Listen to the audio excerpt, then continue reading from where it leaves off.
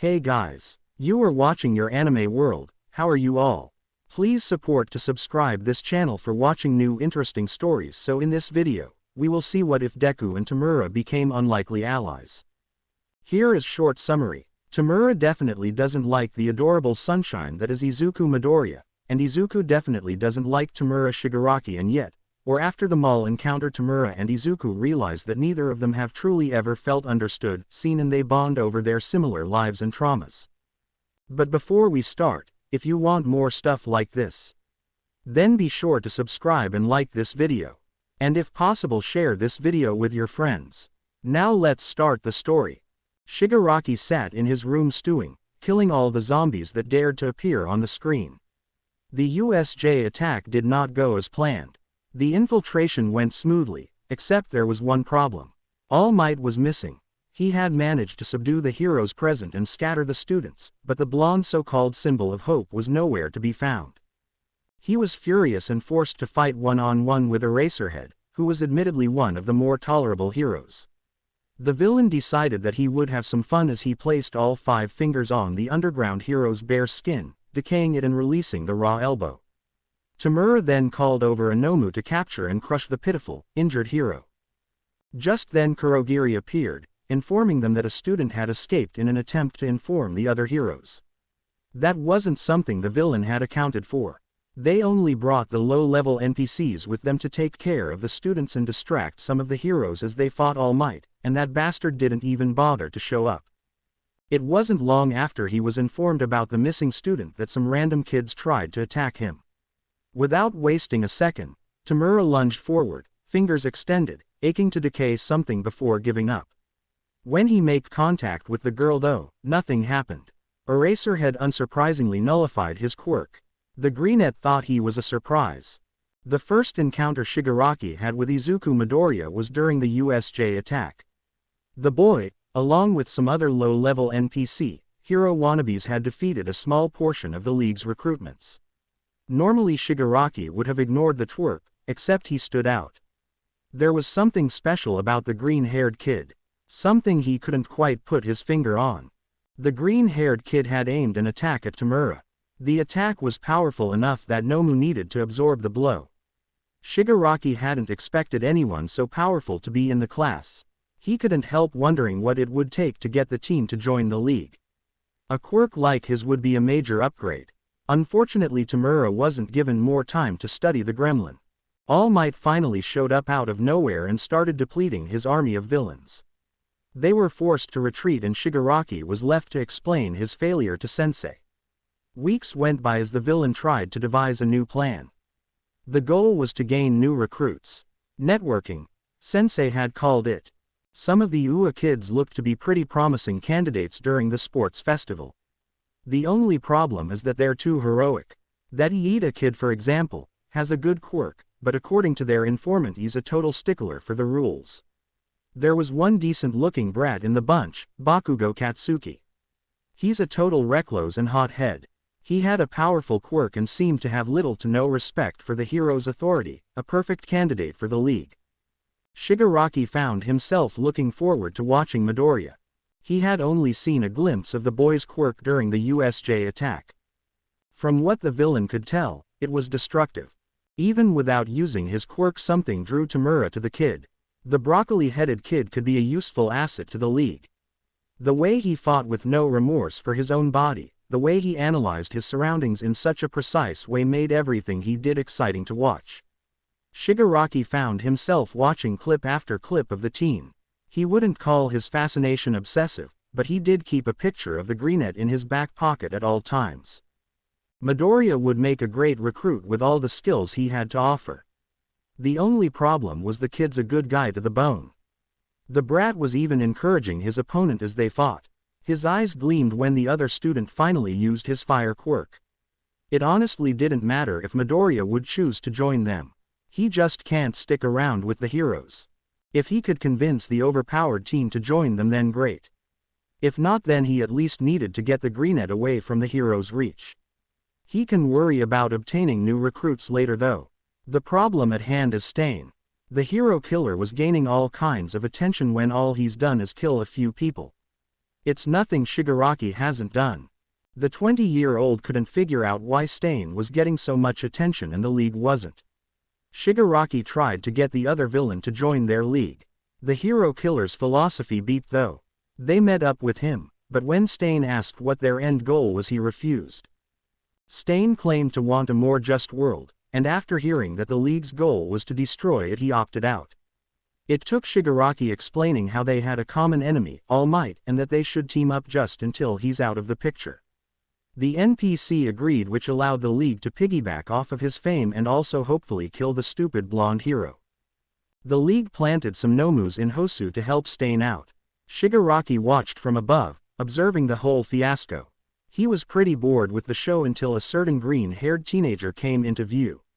The brat was saving the blue-haired punk from the hero course. They were fighting with Stain.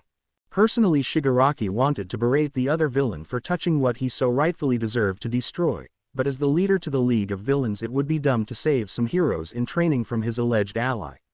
And so, the villain just watched from above as the scene unfolded. Shigaraki's emotions were a whirlwind of turmoil as he found himself cheering for the broccoli-headed hero in training. Midoriya, along with some other UA students, actually managed to defeat Stain. It was kind of mesmerizing to watch.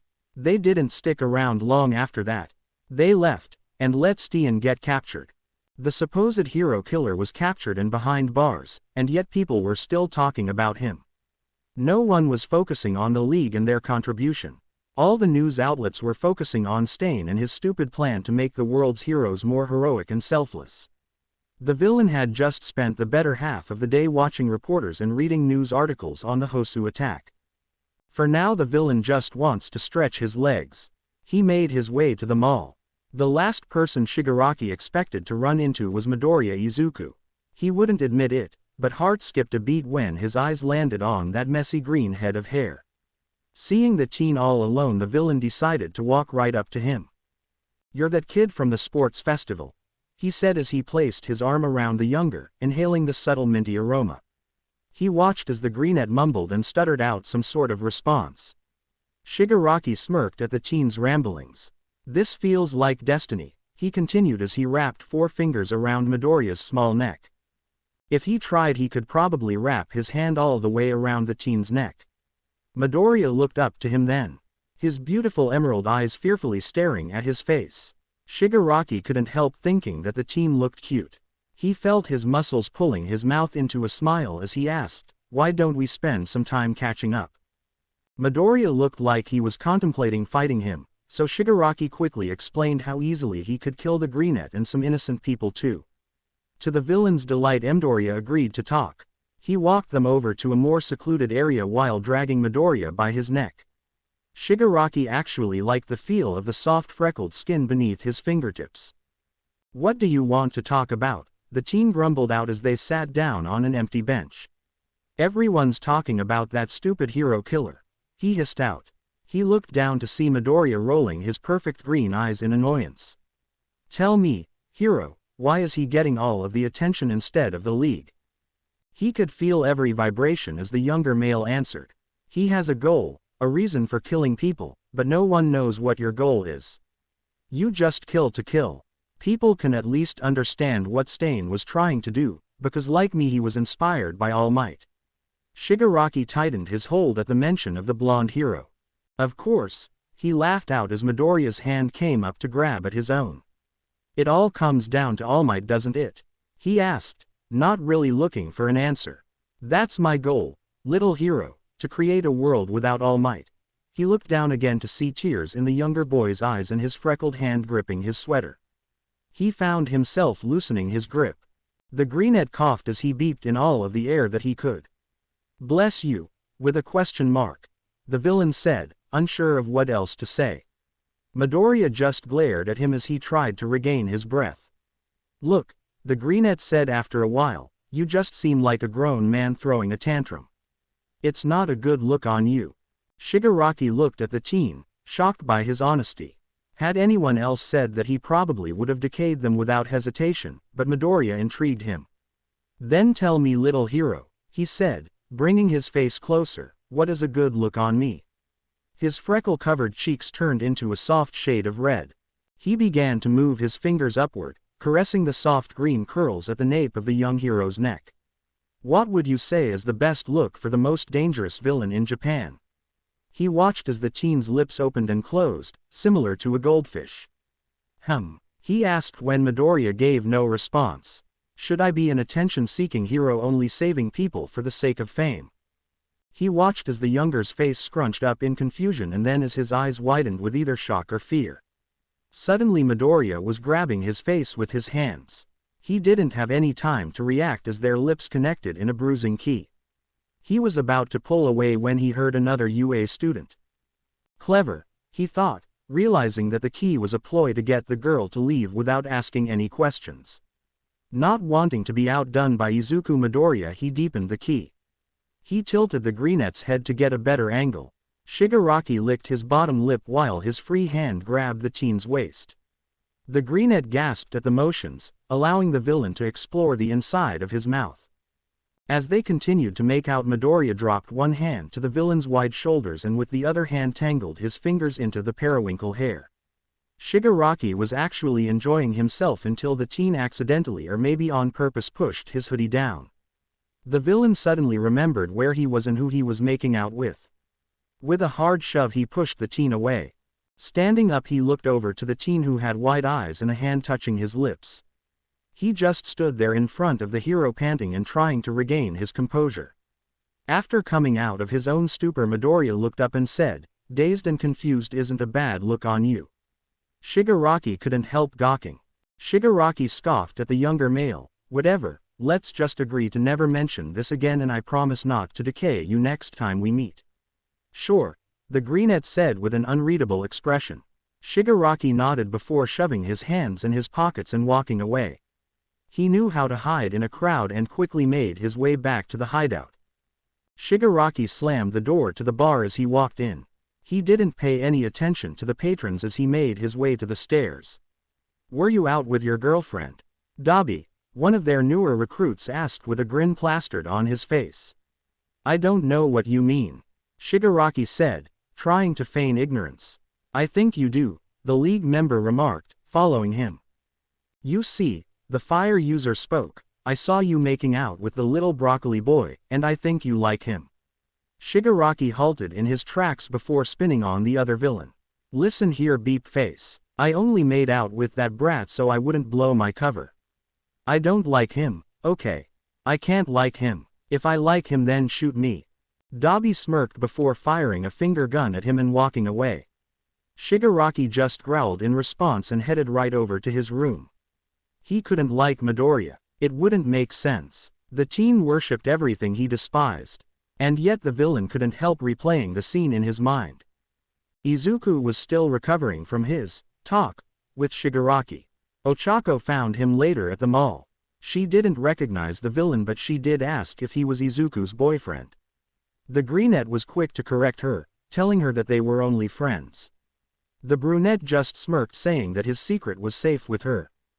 He would have corrected her, but it was easier for her to assume he had a mystery boyfriend than it was to come up with a different reasonable lie. He spent the next few weeks just focusing on training. He had gained a lot of muscle since meeting All Might, so whenever he wasn't doing homework he was training his ass off in order to hold a higher percentage of One for All. On this particular day his body was ready to give out. Every one of his muscles was sore from the workout the day before. Izuku decided to have a well-deserved break and go to the arcade. It's not like the teen couldn't relax at home or anything, he just wanted a change of scenery. Izuku got to the arcade and found an empty Street Fighter 2 and started playing the game. He had already played a few rounds when someone behind him spoke. "Really, Ryu, I prefer to use Ken. They're virtually the same," the teen countered as he shot a fireball. He was about to make a combo when a hand touched his shoulder. The greenette was painfully aware of the 4 fingers resting on the sweater. With his free hand the man pointed to the screen. Izuku froze, following the arm back to its origin. "Yeah, but look, short straw. When Ryu dizzies he has a start hit box so he takes more damage.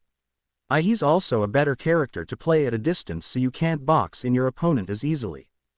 Tomura explained with his face right next to Izuku's, smirking as the character got hit. Izuku couldn't help staring at the perfectly smug expression on the villain's face. The smirk then turned into an obnoxiously fake pout. "Oh no, it looks like you lost, little hero." The teen couldn't tear his eyes away from the villain as he leaned against the game, smiling. "We really need to stop meeting like this," he said, hand moving to Izuku's neck. The greenette blushed at the memory of their last encounter. "You know you didn't have to come up to me either time, right?" He questions while sitting up straighter to appear more confident. He didn't want to look like a flustered mess in front of the villain. "It's not my fault that you make it so easy," Shigaraki said while grabbing his wrist and dragging him out of the arcade. Izuku stumbled to keep up, asking, "Why, what are you doing? Where are we going?" "I'm thirsty, so you're gonna buy me a drink," the villain said, pulling the teen into the cafe. "Why do I have to pay?" he asked, standing next to the villain as they stood in the line. "You wouldn't want me to starve now, would you?" Shigaraki inquired, pulling him closer. "Are you sure you're not just lonely?" Izuku teased, bumping his shoulder against the villain's. Shigaraki eyed the teen before grinning. It wasn't his usual sinister grin. Izuku couldn't help thinking that he looked, just a little bit, handsome. He glanced at the man's lips, remembering what they felt like against his. The villain's lips were visibly chapped, but Izuku had felt just how soft they were. He wondered briefly if the man had naturally dry skin or if it was a result of his quirk. Shigaraki snapped him out of his embarrassing thoughts by saying, "I just really wanted to cheat you out of half of the check." Izulu glared at that dick move, Shigaraki. The glare was rendered useless when the aforementioned smiled at him, saying, "Well, Midoriya, I am a villain," as he bumped his shoulder against Izuku's. He really does have a pretty smile at the teen though, as they took a step forward. Wait, did he really just refer to Shigaraki as pretty? At some point they reached the front of the line. Izuku ordered a matcha drink while Shigaraki ordered an iced coffee. When he finished paying, Shigaraki led him away from the counter and towards a table. They sat down side by side, letting the silence fill the awkward space. So, the teen began pulling his arm to test the villain's grip. It was ironclad.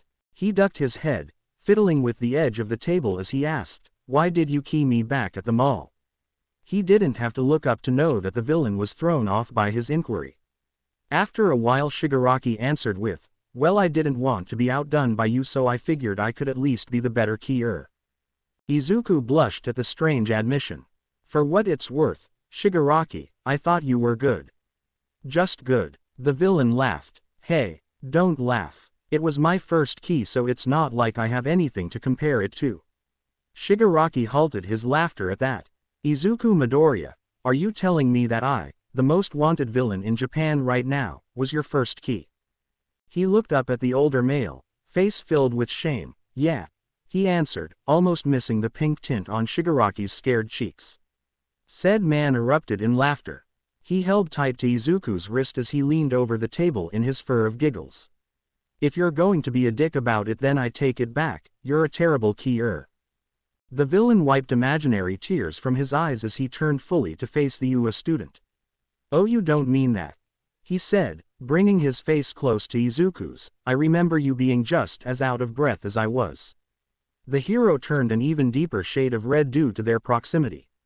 "I think I have to refresh your memory," Shigaraki said, bringing his free hand to cup the back of Izuku's head.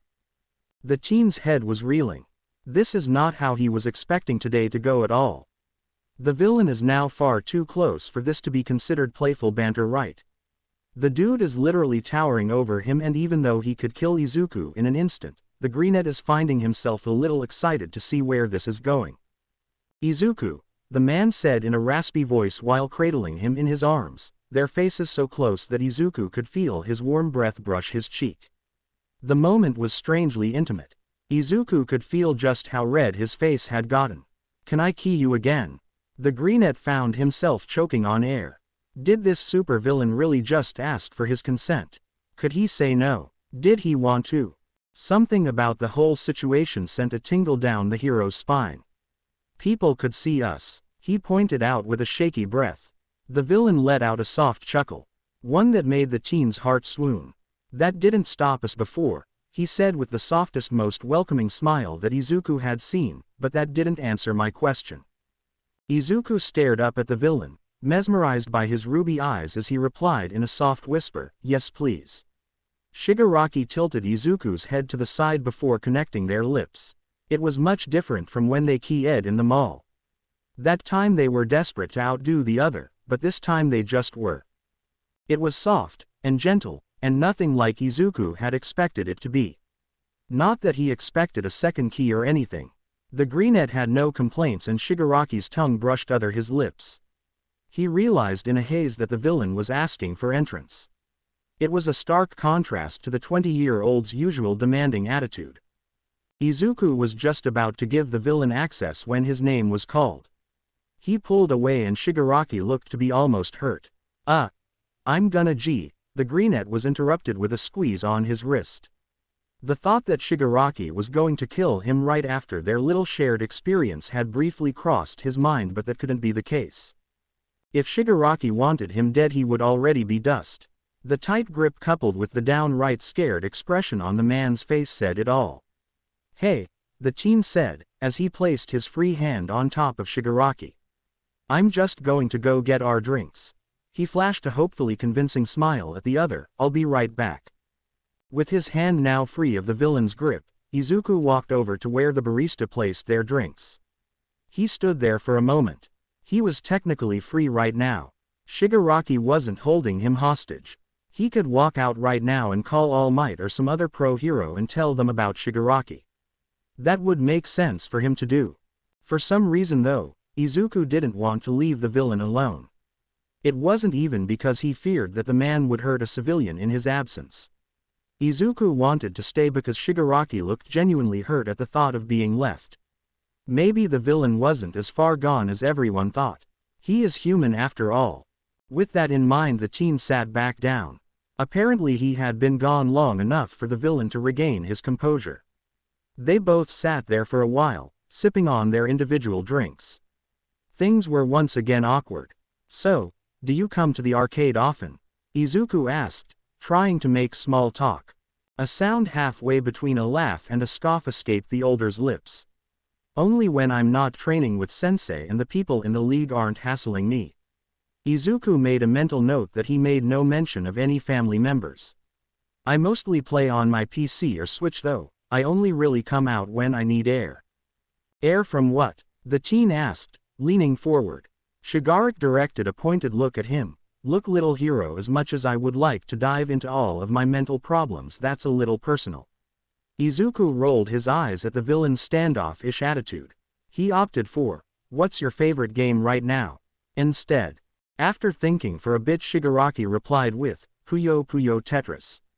"Puyo Puyo," the teen repeated, "is that like regular Tetris?" Shigaraki laughed before explaining to the young hero how to play the game. It was a little hard to understand at first, but the villain was surprisingly good at explaining the core mechanics. "Anyway," Shigaraki said, finishing his little ramble, "the person playing Tetris is supposed to have the disadvantage, but the creators didn't account for how fast people can get rid of the garbage faster. The second game is supposed to be better. I just bought it. You should come over and we can play sometime." The greenette was happily listening to the older of the two ramble away, but did he really think this was going to be a recurring thing between them? "Shigaraki, we're on opposite sides. I don't think we should be hanging out too much." The villain seemed to contemplate the younger of the two's words. "Oh yeah." After a few seconds he spoke again. "Hey Izuku." The teen spit out the little amount of matcha tea he had left. "Izuku," he sputtered as he wiped his mouth and attempted to clean the table. "That's your name, isn't it?" the villain asked, clearly unsure of what to say in the situation. "Yeah, it is," the greenette confirmed, "but we're not that close." The villain laughed at that. "We already made out and keyed in public twice and this is practically a date." The hero's cheeks reddened to the shade of cherries. "Oh yeah, how would you feel if I called you Toma-chan?" To the greenette's surprise, Shigaraki responded with, "That actually sounds nice." The teen's brain was scattered. He was supposed to be paying attention to Present Mike, who was currently lecturing the class, but all he could think about was how he jokingly called the leader of the League of Villains Tomu-chan, and said person liked it. Not to mention he had lost his wallet. Luckily he didn't have much money on hand, but he is going to have to request a new ID. He lost the wallet the day he and Tom Shigaraki, for lack of better words, had their date. They were busy discussing the closeness of their relationship when Inko called him to ask where he was. After hanging up he dismissed himself and walked straight home. He was trying to figure out when he could have possibly lost the wallet. There was always the possibility that Shigaraki stole it, but he doubted that. He thought about Shigaraki a lot the past 2 days. He was trying his best not to think about the villain as he wrote down his notes. The day was taking forever to pass.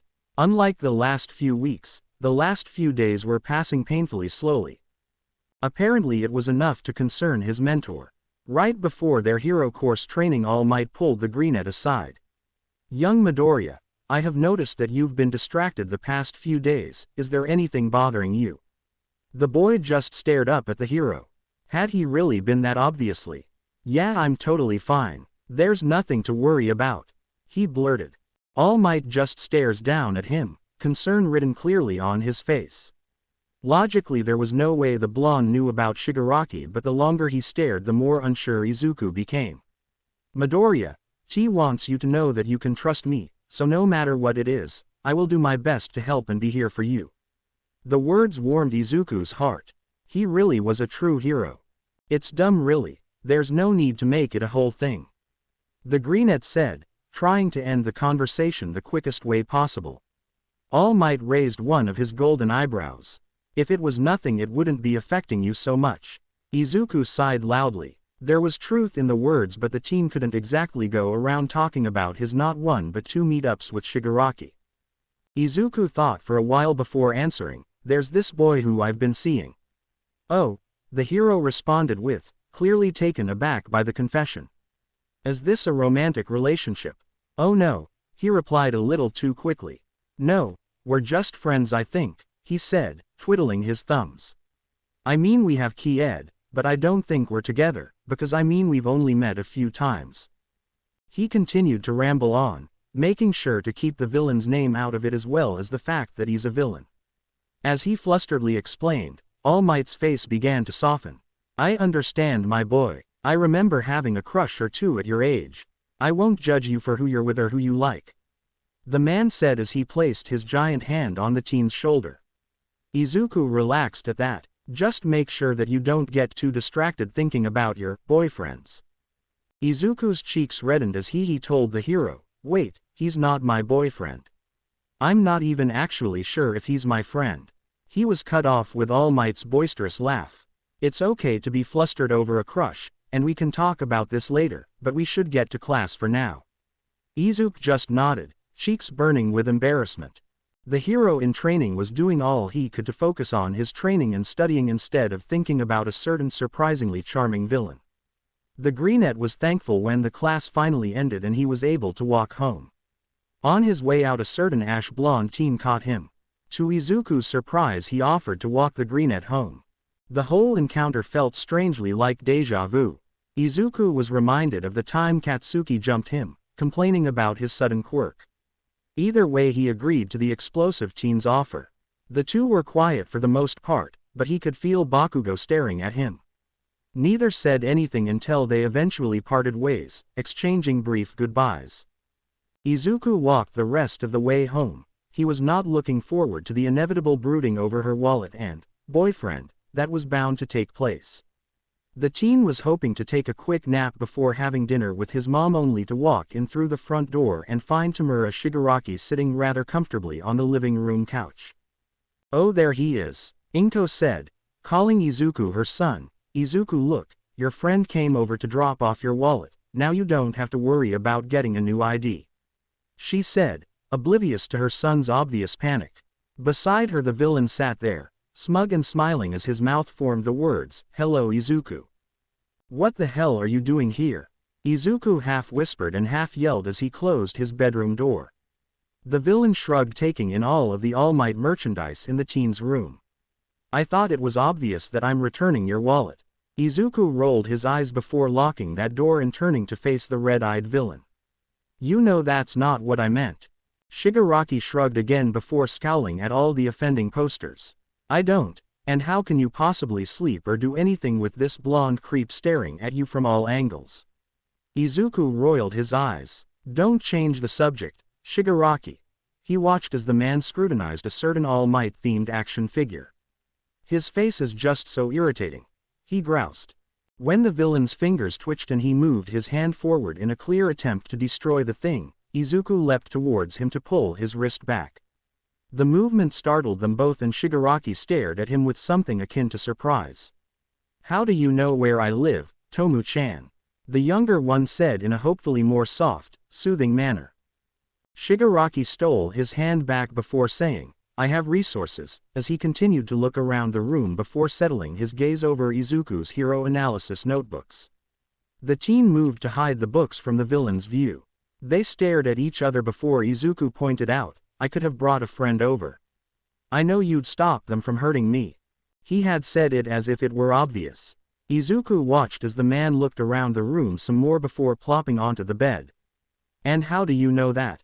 It would look pretty bad on my part if I were to come home acting all chummy with a known villain and then defend him from other heroes in training.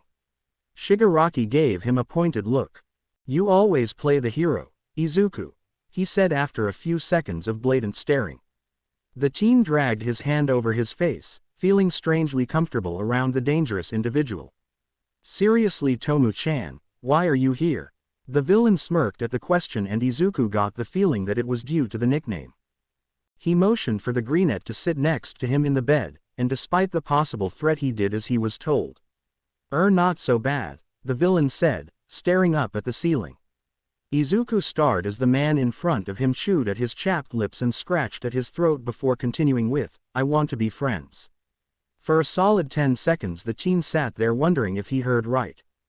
When he realized that he did in fact hear right, he made an almost shriek-like sound. With me, why? He asked, leaning in a little close for a couple of essentially strangers, and yet neither seemed to mind. Well, I noticed that you're alone a lot, and I'm alone a lot, so I figured let's be alone together. The villain looked so soft lying on Izuku's bed asking for something as innocent as friendship. Izuku leaned down onto his elbow as Shigaraki sat up enough to rest his weight on his own elbow. But you're a villain and I'm training to be a hero. Why would we want to be alone together? The greenette's voice came out unsteady. He knew that they had already crossed too many lines for that to matter anymore, but still felt the need to ask. The villain's face formed a very soft smile. One that Izuku was growing quite fond of.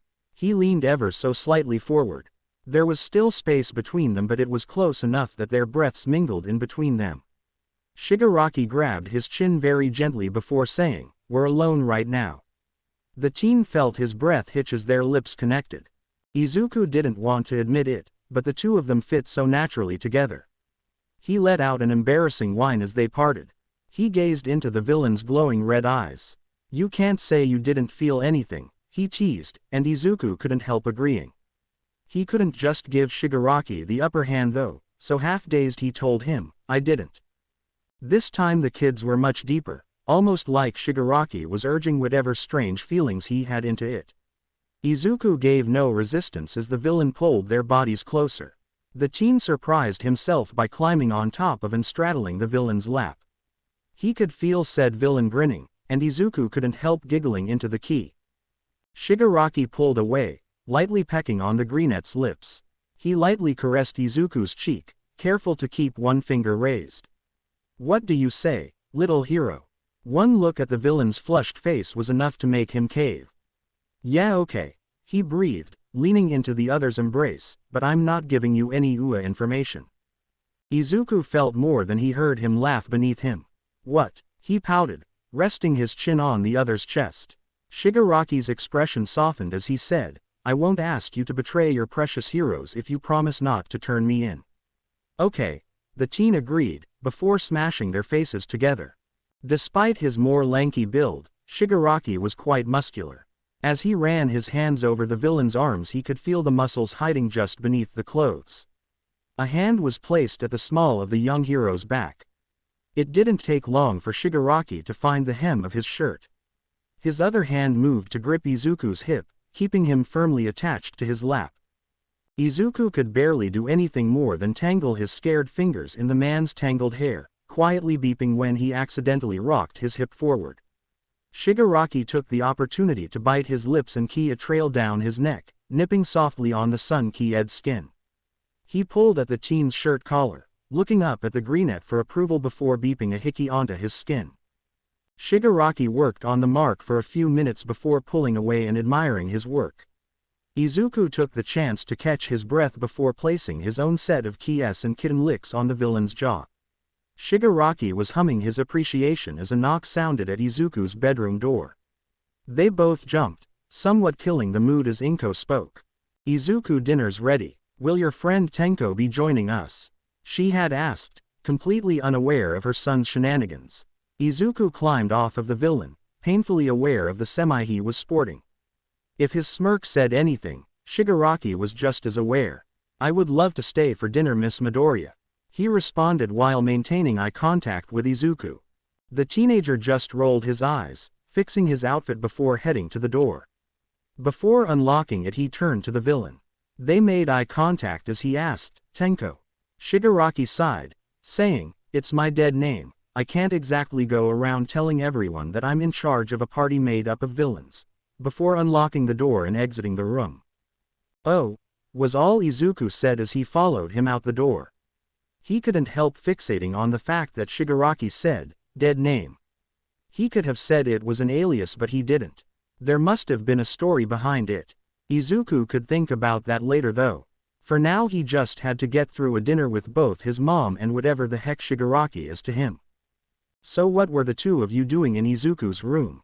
she asked as they began to eat. Izuku quickly shoved some food in his mouth, eyeing the guy next to him to see how he wanted to play it. "I brought over my Switch, so we were just playing a few rounds," he said in a very pleasant manner. It was odd. Normally the villain was starry if not downright malicious. Inko smiled at him. "Oh, that's nice. I'm glad that you're having fun."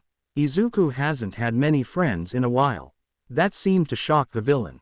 "I thought this little broccoli head was all the rage at UA," he said, chancing a glance at the teen. The woman smiled at the nickname before a more jaded expression coated her features. "Yes, he seems much happier here, but he still hasn't brought anybody home." Izuku was ready to curl into a ball. "Mom," he hissed, while covering his redder than red face.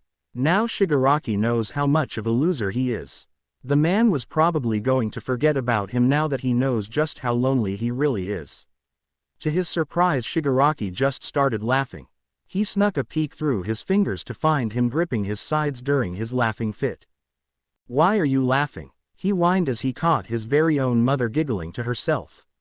After his breath had steadied, the villain grabbed Izuku's cheeks, picking them as he said, "First of all, you look like a strawberry with your adorable red cheeks." This caused the greenette to blush even more. "Don't call me adorable," he said, pulling the other's hands off. The villain only smirked in response. Izuku rolled his eyes as he continued, "Whatever, shorty, and I thought you were some big man on campus." He paused to ruffle the teen's hair. "But you really are as lonely as I am, huh?" Something in the boy's chest ached at the sincerity of the words. "There's no point in hiding it now. It looks like you're stuck with me." Inko laughed at the two in an attempt to remind them that she was still there. The rest of the meal went smoothly. Izuku didn't expect to feel so comfortable with Shigaraki and his mom in the same room together, but this was pleasant. "Don't stay up too late, boys," she said, giving them a knowing look. "It's a school night, and I don't want you walking home in the middle of the night." The two of them raced back into the teen's bedroom. When the villain lost, he stopped in the door frame. His face darkened ever so slightly before he said, "I seriously don't know why you like heroes so much, especially all beeping might." And then he shivered, like mentioning the hero was enough to hurt him. It made the teen wonder what sparked Shigaraki's aversion to heroes. He sat down on his bed, head hanging lopsidedly. He smiled as he finally said, "Heroes give people hope. He gave me hope, plus they always win the fight. I also like analyzing heroes and all their strengths and weaknesses." Tomura perked up at that, though the movement went unnoticed by the teen. "And I liked him before, but All Might saved my life this summer." Tomura pointed a face at him. one which was the physical embodiment of. The villain seemed to catch himself, changing his expression to one more akin to displeasure as he asked how the hero saved him. Izuku sighed, patting the spot next to him. The man didn't need much more convincing. He sat down, keeping his crimson eyes attached to Izuku's green ones. The teen found no malice in those ruby-red eyes and decided to trust him with the truth. My best friend had just told me to kill myself. I was going to do it too. I don't want to get into it too much, but let's just say I was the kid who everyone picked on. Anyway, I was in a pretty dark place, but I ran into All Might and he changed my life. I wouldn't be where I am today without him. Oh, was the only response. Shigaraki's face was ever so soft as he studied Izuku. Tentatively a hand came to rest over the greenettes. I figured you were going to be like all of the other idiots who like him just because he's a big flashy hero. Resting his chin on the villain's shoulder, Izuku said, well then I guess you thought wrong, Tomura.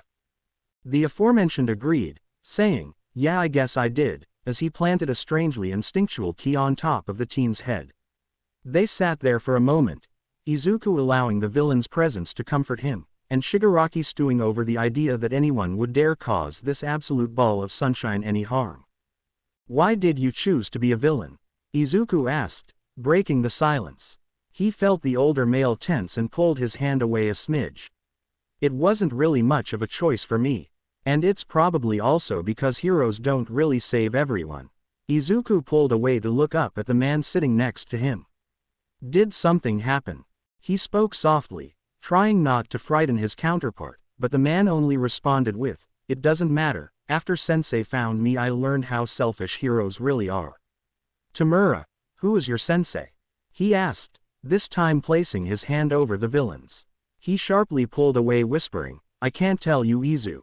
The teen wanted to push the issue, but Shigaraki looked ready to close himself off entirely. Running his hand along the inside of the villain's wrist, he said, okay. We don't have to talk about it. He looked down to see the device still in the man's pocket. Since you brought your Switch, why don't we play Puyo Puyo Tetris? Shigaraki agreed, and they played the game until at one point Izuku fell asleep and the villain left. Shigaraki had no idea what it was about Izuku Midoriya that made him want to be in the same room as the teen. He's obsessed over things before, but this was different. At first he assumed that his infatuation with the hero in training was because the little ball of sunshine is everything heroes try to be, but now he's not so sure. At first he found it annoying, the amount of time he spent thinking about the freckled, Sunki Edu student. He was a distraction. Something that was keeping him from achieving his goals. His sensei's goals. Weeks ago Tomura would have been happy, ecstatic even, to destroy the world and annihilate everything in sight. He didn't feel that way right now though. Sure, he still wanted to destroy the world, but he found himself wanting to protect a certain green-haired pipsqueak too. Tomura couldn't help staring at him, or the need to preserve his happiness. He hadn't expected their friendship to progress as fast as it has. Izuku is currently at the hideout, in his room, pressed against his side and apparently beating him at Mario Kart. It's an easy game, and if the villain was really trying he could have easily won the last 3 rounds, but he couldn't bring himself to. It's probably because every time Izuku gets first place his face lights up and he squeals happily, a sound that Tomura could replay over and over again without getting tired of. On the other hand though, whenever the villain does win it causes Izuku to point pouted lips at him. With that in mind he used his mushroom to boost past the little hero, effectively winning the round. Fa! The hero yelled, staring at the screen before letting his head fall down in shame. He grumbled something about Tomura cheating. The supposed villain couldn't help smiling at the younger boy, knocking their shoulders together in an act of comfort. I was in first place and you still beat me, he whined, splaying his body out on top of the bed. Poor Izuku. He teased, moving the Switch to lie down next to the teen. You never even stood a chance, he said, shaking his head. Izuku huffed, turning over to face the villain. You could have at least given me a pity win. Tomura smiled at the naive hero in front of him. I can't go around letting heroes beat me. He watched as the greenette digested his words before peeking up to say, we beat you when you infiltrated the USJ field trip. Gawking slightly, The lanky man rested his weight on his elbows. With a pointed look he told Izuku, "I didn't lose that fight, it was a tactical retreat." The green had the nerve to snort at the statement. The villain's stare did nothing to detour the teen from laughing out an unconvincing, "Sure." It was. The villain growled before pinching the freckled cheeks. Izuku, being the absolute child that he was, only giggled in response. "You think this is funny?" The villain accused, sitting up only to start poking at the young hero's sides. Tomura gleamed as the room filled up with Izuku Midoriya's shrieks and laughter. None of the many video games he played ever made him feel this at peace or even happy. He was completely caught up in his domination over the greenette. He didn't notice the pillow coming at his face until it was too late. Before he knew it, the teen was straddling him, repeatedly slamming the pillow into his face. It took most of his restraint not to destroy the pillow then and there, but despite being bested by a student, the villain couldn't help the sense of giddiness filling in his stomach. The two sat there, laughing messes, the older taking hit after hit until Izuku's movements slowly came to a stop. "Hey, speaking of that attack, and IDK if you're comfortable with the subject or anything, but I did hear you muttering something like 'sorry dad,' but what I guess I'm trying to ask in as normal and non-judgmental way as possible is, what's with the hands?" The buddy feeling suddenly turned into something more akin to dread as he stared up at the teen. "I'm only asking because on your outfit you had a bunch of severed hands on you, like are they real? Is it like an intimidation thing, or is it because your quirk is in her hands?" Izuku seemed shy to ask, but with him towering over the villain he almost seemed intimidating. The hero continued to mutter more potential theories, with no response from the villain. He was just laying under the teen before he said, "The hands are real." He spoke in a tone so weak and a voice so soft that the greenette probably had to strain his ears to hear. He knows that the teen heard. And they both knew he was waiting for the villain to explain. Tomura, being the anxious mess that he was, began to scratch incessantly at his neck. "They belong to my family," he said, the teen staring down at him from above. "I didn't kill them on purpose, it's just that when my quirk manifested I didn't really know what was happening. I killed everyone that day, even my dog. I really liked that dude." At some point he forgot about the person in front of him. The wet tears on the younger boy's cheeks brought him back to the present. "Why are you crying?" he asked, propping himself up and brushing the back of his knuckle across Izuku's face, wiping the tears away, wondering what he said to make the teen cry. A calloused hand wrapped around his bony wrist. "I can't help it," Izuku said, strong grip determined to keep hold of the villain. "It's just that I keep picturing a small innocent version of you having a simple childhood and then one day something so horrible happening and then you didn't have any idea why. I mean, how could you?" The man pinched his cheek again, eliciting a yelp. "What are you getting all worked up about?" he said, more of an accusation than a question. The hero just continued though. "And you were all alone, did you have anyone after that?" He had asked it with a face chocked full of concern. "I had sensei, but who cares, it's in the past, besides we're enemies so why do you care so much?" he asked with genuine curiosity. The greenette let out a quiet sob, bringing the decay user's hand to his mouth for a key. "Tomura, I care about you," he said, staring at the villain like he was a child in need of protection. "Don't," he said in response, because he wasn't in need of protection. He's a fearsome villain, what does the twerp think he can look down on him for? No one cared back then, not even the stupid heroes that all of you beeping morons worship, so why bother caring now? The only person who gives enough of a shit about me is sensei." Tomura thought that for sure the greenette would get mad at him for speaking ill of the heroes, or even try to pick a fight with him about how that doesn't make all villains bad, but he didn't. Instead he sat on top of the villain, still holding onto his arm, and asked, "Is that why you chose to become a villain? Because of your master?" Something about the teen's question struck a chord with the villain. Of course his sensei isn't the only reason, right? After everything he went through, not a single hero came to help him.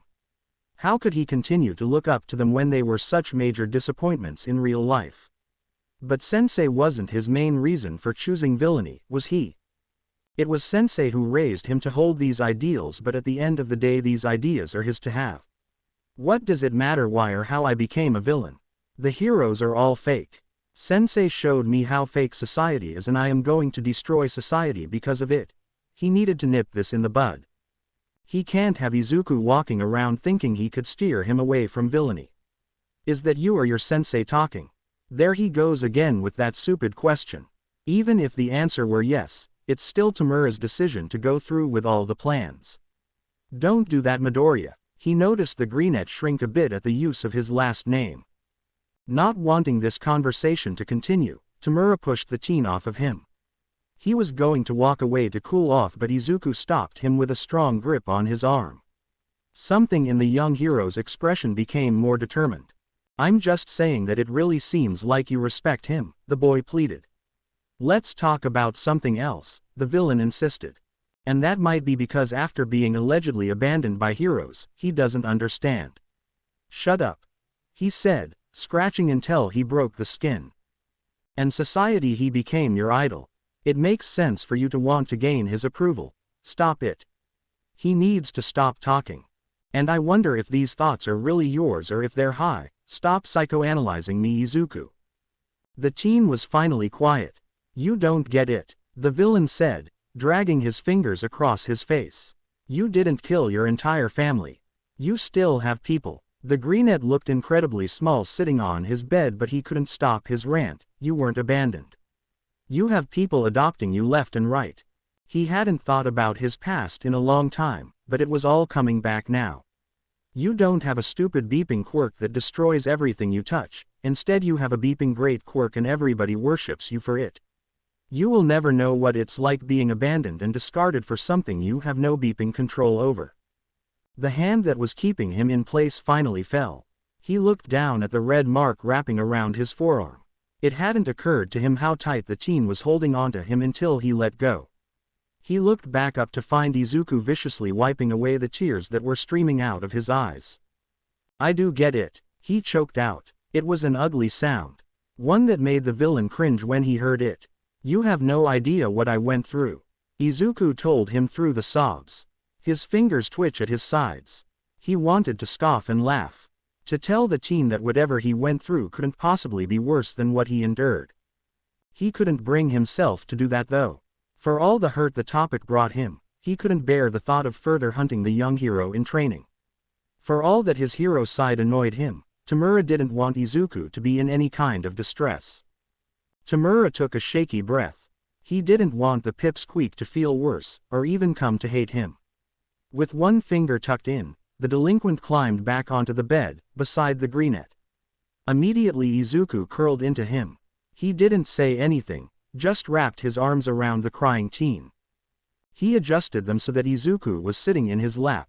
The smaller boy rested his head on the other's chest, and Tomura rested his on top of the green curls.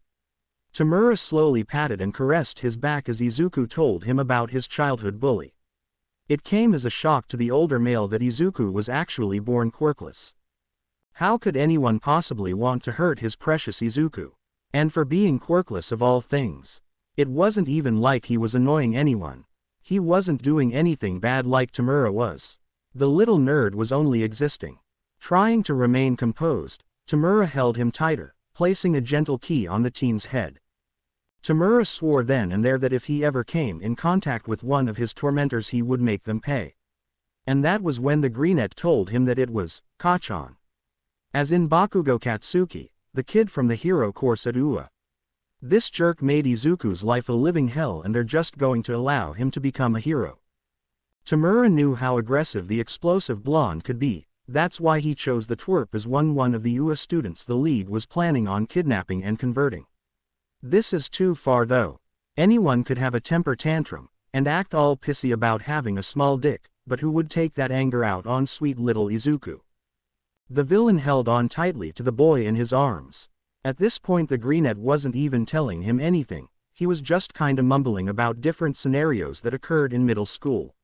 I'm gonna kill that pissant. He breathed into the teen's curly hair. Izuku stopped and raised his wet face to look at the older male. Neither said anything for a while. They were both searching each other's eyes. Tomura was looking for approval, or even for a flicker of the greenette wanting the boy to suffer, but he saw only concern in the young hero's eyes. He watched as Izuku's face softened. It's like you said, Tomura. All of that is in the past. The boy said, cupping his face. The villain felt himself melting at the touch.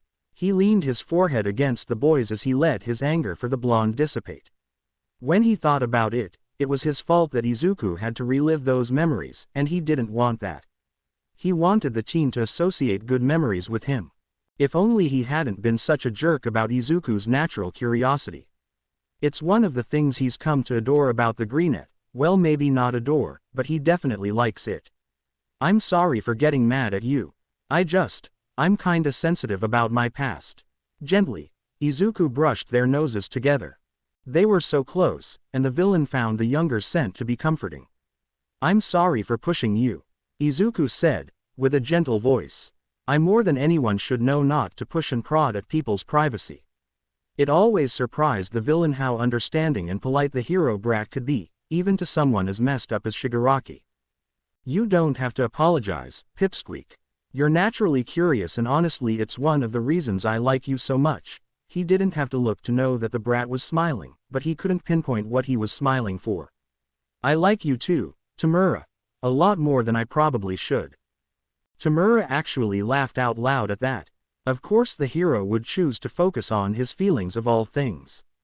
Don't go around telling people that. They might use that to prevent you from becoming a hero, he said as coldly as possible. He had to feign at least some disdain for their relationship. I thought you hated heroes and everything they stand for, the teen replied, perking his head up.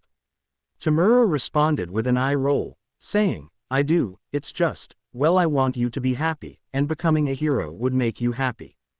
The villain cursed himself for fumbling over the cheesy as beep words. To his surprise, Izuku didn't seem to mind. In fact, it seemed the opposite because the brat responded with, you know what else would make me happy?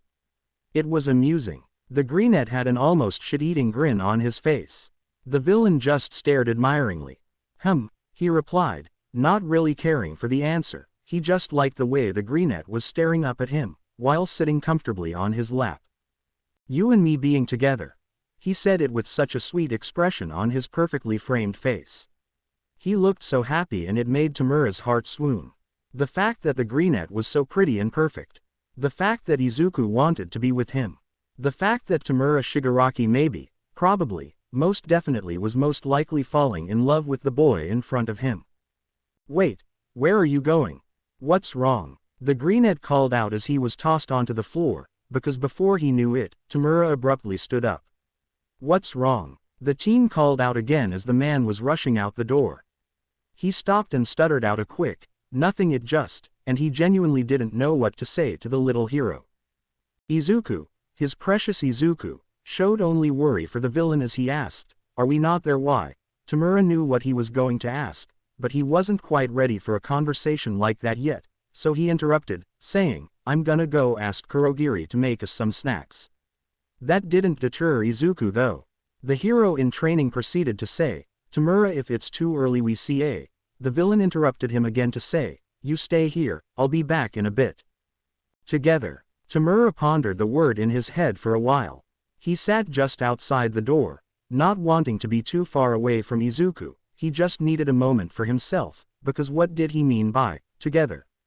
Did he mean that they're an item? Because if so, then does that make them boyfriends? Does it mean that Izuku likes him, like romantically, or did it just mean that he likes his company? Which is still weird, because Tomura's personality clearly beeps. And why the hell did he get all flustered? There's no way that he, Japan's very own symbol of evil, was crushing on a student who's literally the nicest person he's ever met and also stands for everything he hates. Tomura didn't have time for feelings like these. Izuku would only serve to get in the way of his plans. Not to mention Sensei probably wouldn't approve. Tomura was pacing, trying to figure out what exactly he felt for the Greenette, but downstairs he could hear some of the league members, probably Toga and Twice, being loud as beep. He walked in to find Toga chatting with Twice, Spinner and Dobby in the bar. Growling, he walked over so that he could hear whatever it was they were talking about. He made it about 2 steps into the room before Spinner spotted him and called him over. Tomura grumbled something along the lines of wanting to skin the mutant alive, but walked over anyway. Before he had a chance to sit down, Toga tried to jump him. As he sat down, she squeezed his shoulder. "So when do we get to see the cutie who you've been keeping from us?" she asked, putting her face right against his. He shoved her away, saying, "You're supposed to be out doing recon, not gushing over who I bring into my room." The girl rolled her eyes at that. "But Shiggy, we're your only friends, you're supposed to tell us about all of your romantic endeavors." This is when Spinner decided to chime in with, "Yeah boss, we have to give them our stamp of approval." He shot a glare at the lizard, who immediately started mumbling about how he doesn't need their approval to date anyone, which somehow only worsened his mood. From behind, Spinner twice called out, "Leave the boss's personal life alone. Common boss, give us all the details." Tomura felt his ears burning under their pleading faces. "He's not my boyfriend," the villain called out as the three rascals who were hounding him gave each other little looks while giggling. "So you admit he's a boy?" the blonde said while poking at the side of his face. "Is he good in bed?" she asked, with absolutely no shame. Twice jumped in then, simultaneously scrutinizing her and asking Tomura to answer the question. With a mad blush on his face, Tomura hurriedly told them, "We haven't gone that far." Spinner literally started to howl at that while the two blondes had a huge giggle fit. Annoyed with their childlike behavior, the league boss got up to leave. He was about to go upstairs when Dabi, who had been strangely quiet the whole time, was blocking the doorway. The scarred man had a creepy as beep grin on his face. Tomura was ready to walk right past the Noirette, but said man had stopped him by his shoulder. "What do ya want, Dabi?" he said, glaring at the intolerable man beside him. The fire user's mouth quirked up slightly as he said, "Hey, when done can I have a turn?" Tomura stiffened at the question. "What?" he questioned, hardening his gaze. Dabi leaned in close to his ear, and whispered like it was some shared secret, "You know, with the bitch. Pav change. Izuku." Tomura had been gone for at least 10 minutes. Izuku was pacing the small room, no doubt wearing out the floorboards. Had he said something wrong? Was it too soon? Did the villain not feel the same way about him? His thoughts kept racing until he heard a large bang. The sound came from the hallway and Izuku was tempted to take a look, but he was in unfamiliar territory. He had no way of knowing what was happening, and also Tomura told him to stay in the room, but what if the older boy was in trouble? What if he needed Izuku's help? Then again, he was currently in a hideout occupied by villains. He found himself inching towards the door even as the shouting and thumping continued. Tentatively he raised his hand to grab onto the handle when suddenly the noise stopped. Izuku didn't move until a second later when a warp gate appeared in the middle of the room and the light blue-haired villain fell from it. He landed with a thud, cradling his arm which seemed to be burned. Immediately rushing to the villain's side, Izuku asked, "Are you okay? What happened?" His question was met with a confusing and muffled, "Mother fu, bitch and Iju, and he, in love or som, so I." The Greenette was doing his best to follow along with Tomura's immaculate storytelling. The league member was scratching at his neck, still muttering on about what happened when Izuku figured it out. He gasped, gaining the villain's attention as he said, "I'm the bitch." Tomura looked shocked before shaking his head, saying, "What? No, that's not what I said." But Izuku wasn't listening because he continued with his theory, saying, "And in love with me." This did get the older male to shut up. He audibly gulped and Izuku knew he had the villain pegged. "You totally Ari," he said, gleaming and giggling as he continued in a sing-song fashion, "You fell in love with a hero." Tomura's face was beet red as he responded with a flustered, "I'm not in love with you." Between the blushing and the fact that the villain was avoiding eye contact, Izuku wasn't convinced. "Just help me with the first aid kit." The teen obliged him, grabbing the box from the bathroom and helping him address his wounds before saying, "Okay, maybe you're not in love, but you definitely like me. At least enough to defend my honor." The summer days were getting hot, so when some of the guys suggested they go to the pool, the Greenette didn't hesitate to tag along. Apparently it wasn't just the guys who wanted to cool off, and based on their reactions to the girls, it was obvious why Denki and Mineta chose to come. The two seemed harmless, but their behavior was a little worrisome. The atmosphere surrounding the teens was quite pleasant, though everyone could tell that a certain green-haired nerd wasn't as enthusiastic as usual. Todoroki, noticing the boy's slump, invited him to join some of the guys for a few friendly competitions. This worked for a little bit, but the mood didn't last. Katsuki had been sending him odd looks the whole time, and something about the way his red eyes observed Izuku reminded the greenette of a certain red-eyed villain. Shigaraki often looked at him like that, like he was trying to figure something out. Izuku began to feel slightly self-conscious, wondering what exactly the blonde was trying to figure out. Concerned for his friend, Iida called over the freckled teen to ask how he was. "I'm okay," he told the class president, who could tell that there was something on his mind. He gave the greenette a look, one that made him want to respond. "It's just that there was this guy the first met a while back. At first we would just run into each other coincidentally, but recently we started to spend more time together." This caught the taller teen off guard. He had assumed that whatever was bothering Izuku would have had something to do with the recent villain attacks or even all that had happened in the sports festival. He assumed his issue would be something related to heroes, not whatever this was. He wasn't entirely wrong about it having to do with heroes though. Izuku was practically sleeping with the enemy at this point. Well, not really, especially not since the other night when the villain kicked him out of the hideout for suggesting he might have feelings for Izuku. It occurred to Izuku that maybe this was an elaborate joke Shigaraki was trying to pull, but he didn't want to believe that. Sure, the older white-haired male was a villain who swore to destroy All Might and all things hero-related, but why would he go so far just to mess with the greenette? They were so vulnerable with each other. He felt safe with the villain in a way that made him question the brand of evil that Tomura wore. It made him question why the man he has come to adore would hate heroes. After spending too much time with Japan's most wanted villain, Izuku began to question how good heroes actually are in this society. The teen began to understand why Tomura has done some of the things he has. It's not just out of malice and mischief. It came from a place of hurt. And even after all that they've shared, the man still denied having any feelings for him. "So is he like your boyfriend or something?" the taller teen asked, cutting off his thought process, and Izuku prayed to the gods that he wasn't muttering. The greenette looked skeptical before answering with, "I don't think so, I mean maybe. We were just hooking up. Our friends with benefits is probably a better description." Iida felt his soul leave his body. Naturally he knew that they were at an age to start dating, but did the greenette really say, hooking up? Midoriya is one of the more innocent-looking kids in the course, and yet, wait, hooking up? He asked, in case he had misheard. It was almost unfathomable that the teen would have a relationship at this age, much less an intimate one.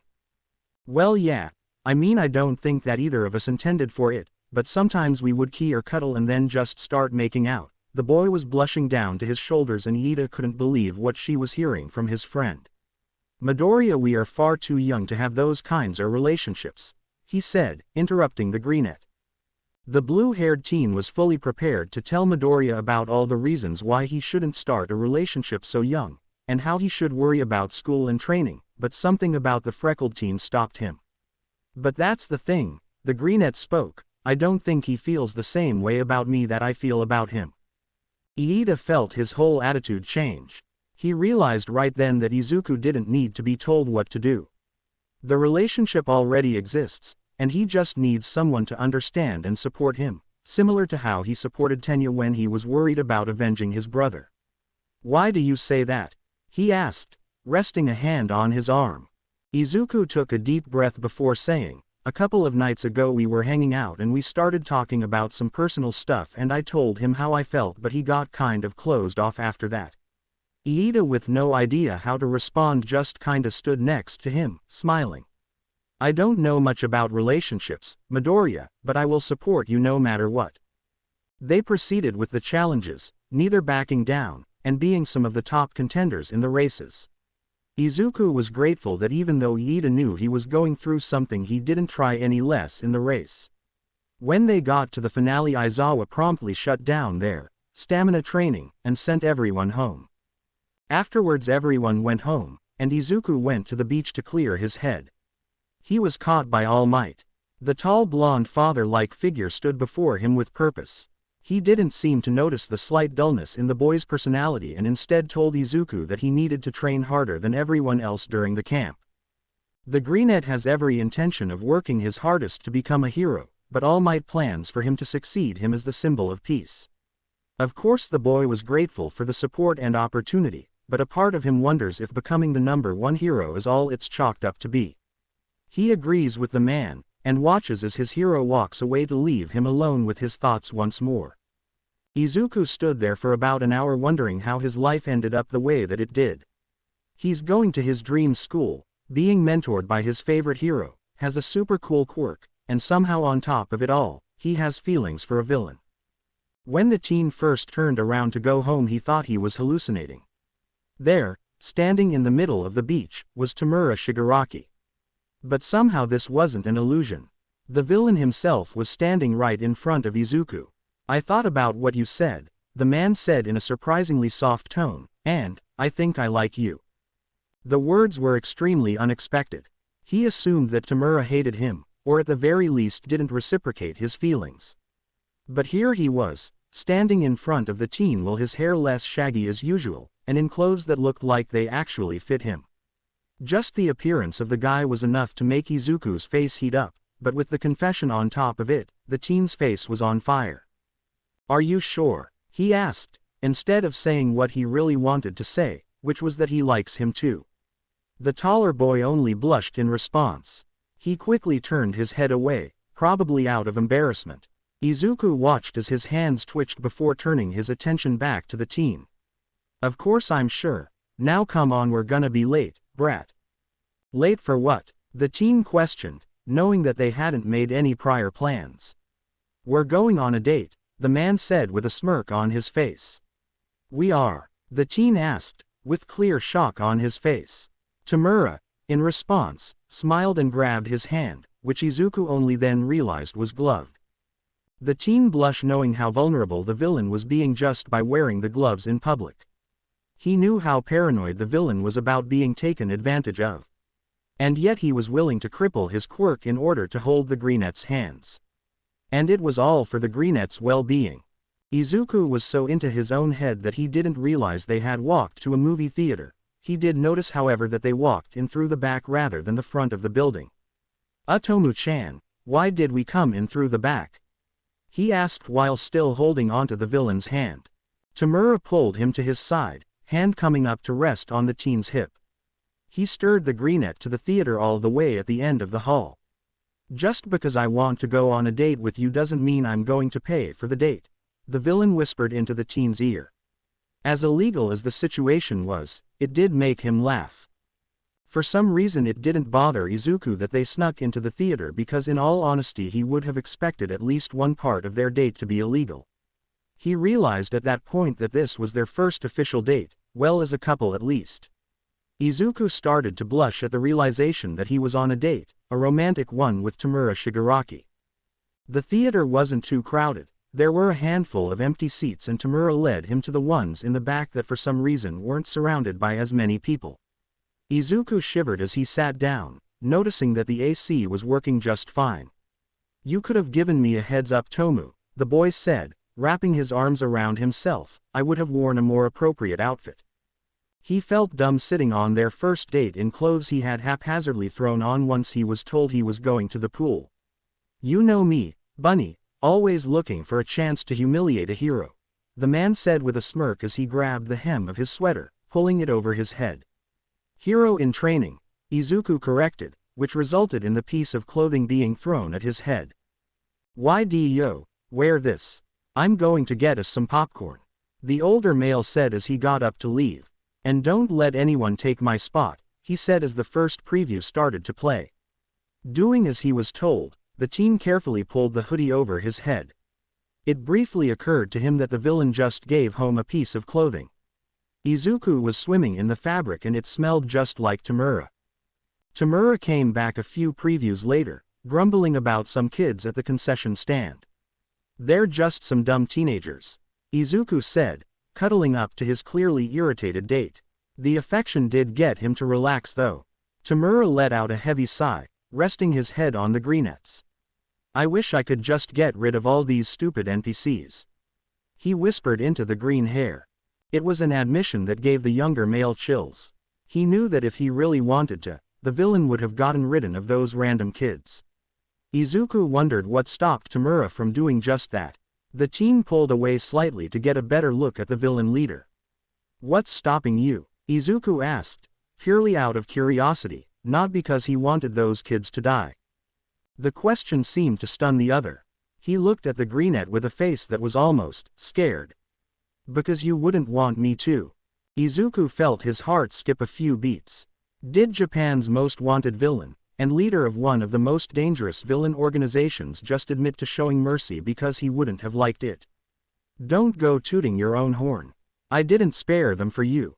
I wanted to enjoy our date, and not listen to you pester me about being a decent human." Tomura could feign villainy all he wants. Izuku knows that deep down the villain was changing, even if he didn't want to admit it. Izuku had no idea what he was expecting from the villain. Tomura for the most part tends to ignore a lot of social protocols, but he had been surprisingly chivalrous throughout the afternoon. They watched the new hero movie that just came out, which threw the teen off guard because Tomura hates heroes. He could see just how hard the older teen was trying. He watched a movie that he didn't particularly care for because he knew Izuku would like it. Izuku heard him snicker a few times when the younger boy was particularly impressed with a scene, and Izuku couldn't find it in himself to be upset with the man for laughing at his amusement. Had it been Katsuki or anyone else from UA laughing, he probably would have felt insecure and tried to dial back his inner fanboy. Tomura didn't make him feel insecure though. He even kept his opinions about heroes to himself while they watched it. Granted, he did complain about how goated the heroes were compared to all the villains once the movie ended. It was fun, having such a petty conversation with him. Much less stressful than worrying about whether he'll live up to All Might's expectations or not. At one point the villain had stopped in front of a cafe talking about how useless the main character was throughout the film. Izuku could see his mind drifting elsewhere and stood on his tippy toes to key the scared cheek. The sudden display of affection knocked the delinquent out of his thoughts. The greenette backed away from the starstruck villain, maintaining an innocent expression. "What was that for?" Tomura practically squeaked out while blushing madly. "You're cute when you act all nerdy." The teen replied with a sweet smile, "Sometimes I forget how much of a kid you can be." "I do not act like a kid, and I definitely don't act all nerdy," the villain said, face redder than a tomato.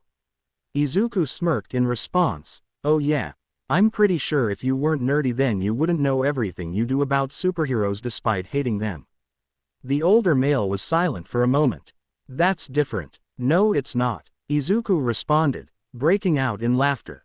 The villain proceeded to explain to him how normal it is to know about the vast amount of superheroes and their power, especially because he was a villain who might one day have to face them, which only proved to further the UA student's point. They continued to walk as the villain tried to prove that he wasn't a nerd, and eventually the two of them made their way to Izuku's house. "So," Izuku said, while standing awkwardly in front of his house, "I walked you all this way, little hero, aren't you going to invite me inside?" The freckled teen blushed slightly. "Do you want me to invite you inside?" he asked shyly. "I'll do whatever just to spend more time with you." Izuku took note of how Tomura didn't suggest they hang out in his room or at the hideout for the rest of the evening. The villain was towering over him now. His tall, menacing figure was silhouetted by the moonlight. Tomura leaned in close to the teen, lips ghosting over the shell of the younger's ear. Izuku shivered, knees growing weak as he leaned on the taller male for support. "Stand much," Tomura teased, arms coming up to support the younger male. The teen felt small in the villain's grasp, but still he felt perfectly safe. Izuku gulped, not thinking much of anything when his mouth formed the words, "I'll be in my room in 5 minutes, wait at the window, and be quiet. I don't want my mom to see you." Tomura smirked, cupping the greenette's face and guiding their lips into a key. It was short and sweet, and it made the teen's heart flutter. "Too ashamed to introduce me to your mother, huh bunny?" "It's not like that," the boy defended a little too quickly. "I just don't think she would approve of you considering, I know." Tomura replied, nipping at his freckled cheek. "Now hurry up, I want to make out with you some more before your trip." The teen nodded eagerly before rushing inside. He assumed his mother would have gone to bed by now. He texted her while he was still at the beach that he would be out training, Not to mention she had a later shift today, so it was just natural that she would be in bed, but she wasn't. From the looks of it, she was up waiting for him. Izuku practically jumped out of his skin at the sight of her in the living room. "Mom!" he yelled in shock. Inko looked just as startled as him. Is that your boyfriend or something?" she asked, as if she wasn't the one waiting in the living room planning this ambush. "We were just hanging out, Mom." She gave her son a pointed look. "I hope you don't expect me to believe that Izuku Midoriya." The teen could only shrink in his mother's presence. "What do you mean?" he asked coyly. She gave him a look that said, "You know what I mean, Izuku. I just saw that young boy walk you home, and key you." He had been dreading this conversation. "Well, that's because you might not like him, but if that's the case, then you better make it clear to that young man, because he clearly likes you." "Well, he didn't become my boyfriend until today, and that was our first date." Her face softened as she pulled the boy into a tight squeeze. "You can't let him distract you from your studies, okay?" she said, tucking his head under her chin. Izuku wrapped his arms around her waist, reciprocating the hug. He reassured her with, "I won't, Mom. I promise." "And he makes you happy, right?" she asked, somehow tightening her hold. "Yeah, he does." "Good," she said while keying the top of his head. Izuku felt a part of himself relax, though he wasn't sure why he was so tense. She pulled away and examined the boy's face with watery eyes. "When did you get so mature?" she questioned, more to herself than to Izuku. The boy only shrugged in response. She admired him for a moment before deciding that it was getting late. Izuku sighed, closing his door shut. "So your mom was awake?" Tomura spoke up from the darkness of the room, causing the greenette to jump. He giggled slightly, hoping that the older man would ignore his moment of weakness. Yeah, I didn't expect her to still be up," he said, making his way over to the villain who had made himself comfortable on the teen's bed. The man responded by grabbing his waist. "Were you in trouble or something?" he asked curiously. The teen shook his head casually, saying, "No, she just gets worried sometimes." "Worried about what?" the taller questioned, while pulling the younger into his lap.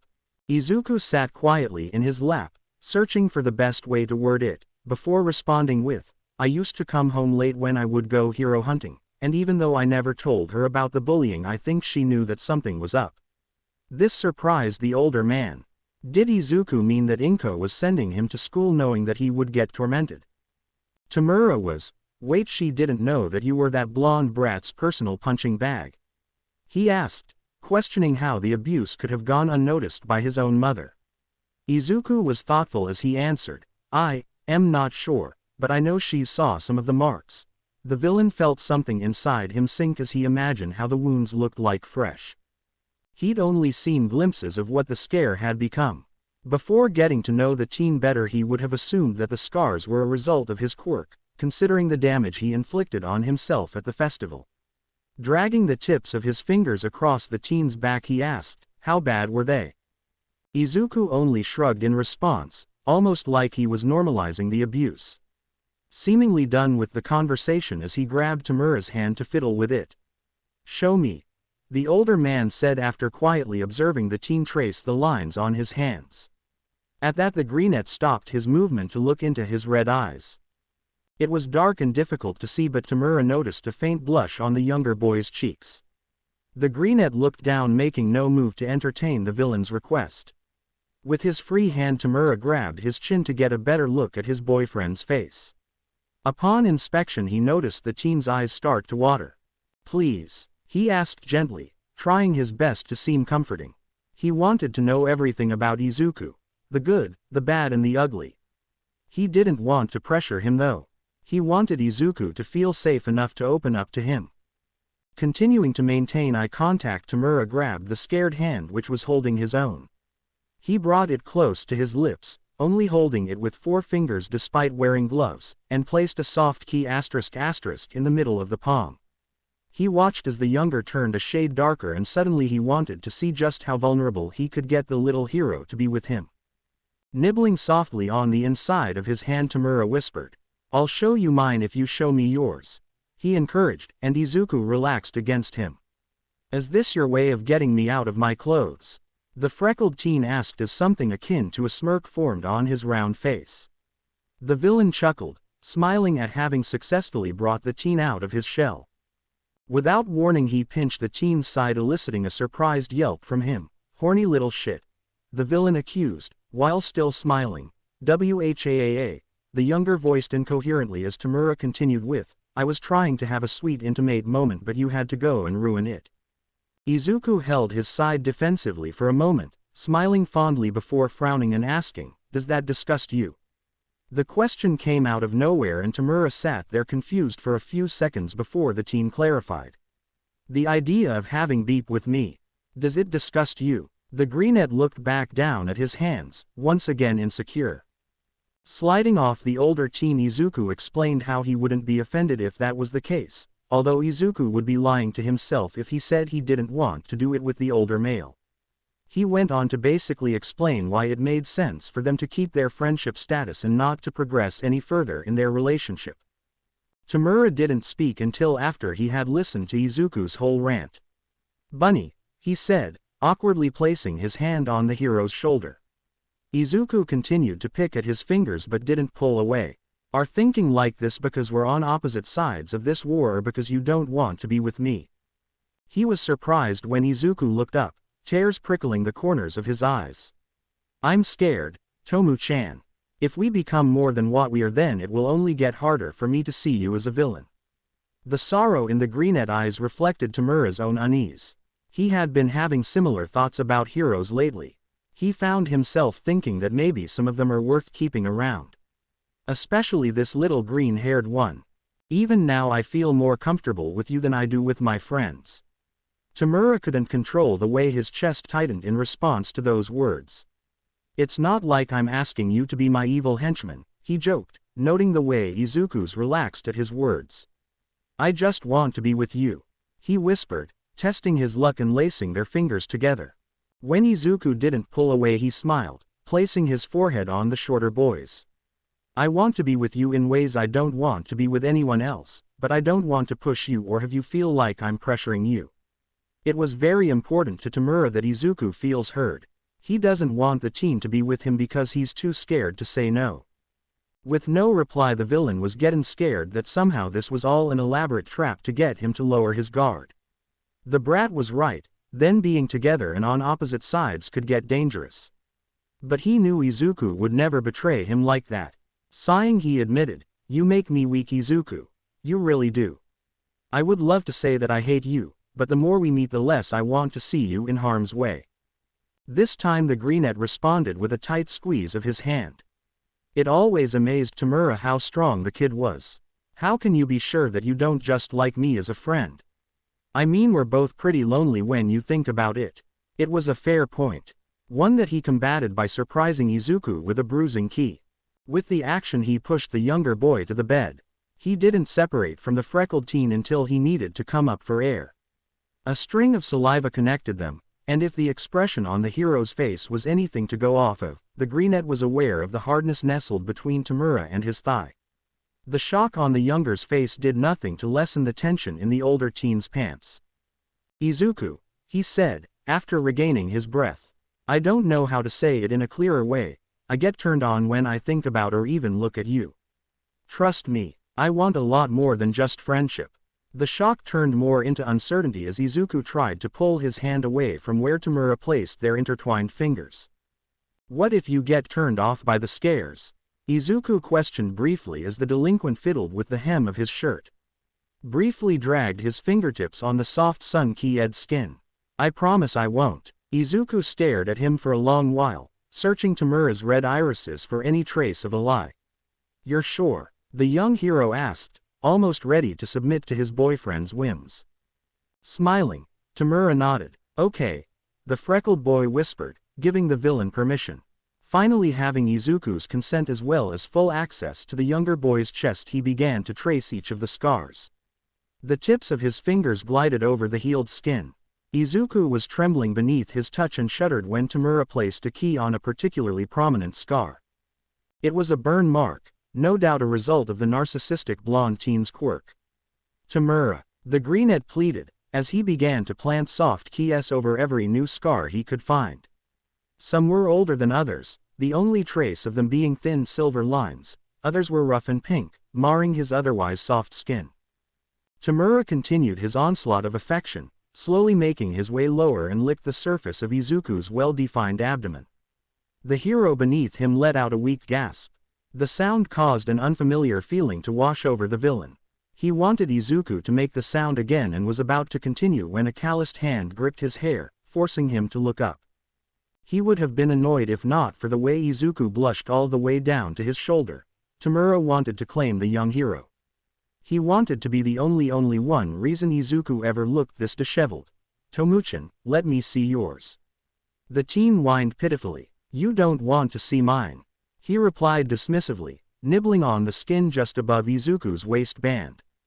In an attempt to distract the young hero, Tomura began teasing the waistband of Izuku's shorts. He was once again stopped.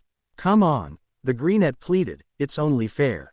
He found himself unable to defy the young hero lying helplessly beneath him. "As you wish, little hero," he said, once again nipping at Izuku's soft skin. Slowly the villain rose to knees, scooting up so that he was kneeling over the hero's lap. Izuku shifted so that he was leaning on his elbows. Tomura couldn't help blushing as the younger looked up at him in anticipation. He was suddenly feeling nervous but wasn't about to let Izuku know. Tomura took a moment to steel himself from the teen's reaction before quickly pulling his shirt up over his head. He had kept his eyes closed, unsure about how the greenette would react. He knew it wasn't a pretty sight, some newer bruises he had gotten from training recently still visible. And the older scars left by his father weren't particularly pretty. As the silence dragged on, Tomura figured Izuku was beyond disgusted or about to cry from the sight. It wouldn't be the first time the boy cried over something he couldn't help.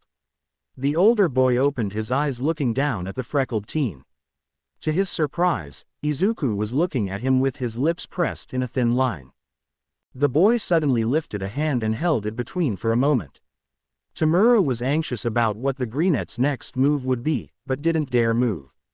Finally looking back up his face, Izuku asked, "Can I touch you?" Tomura let out a sigh of relief. He knew he was right in trusting Izuku. "You can do whatever you want," he said almost impatiently. Izuku wasted no time as he caressed the exposed skin. Tomura resisted the urge to gasp.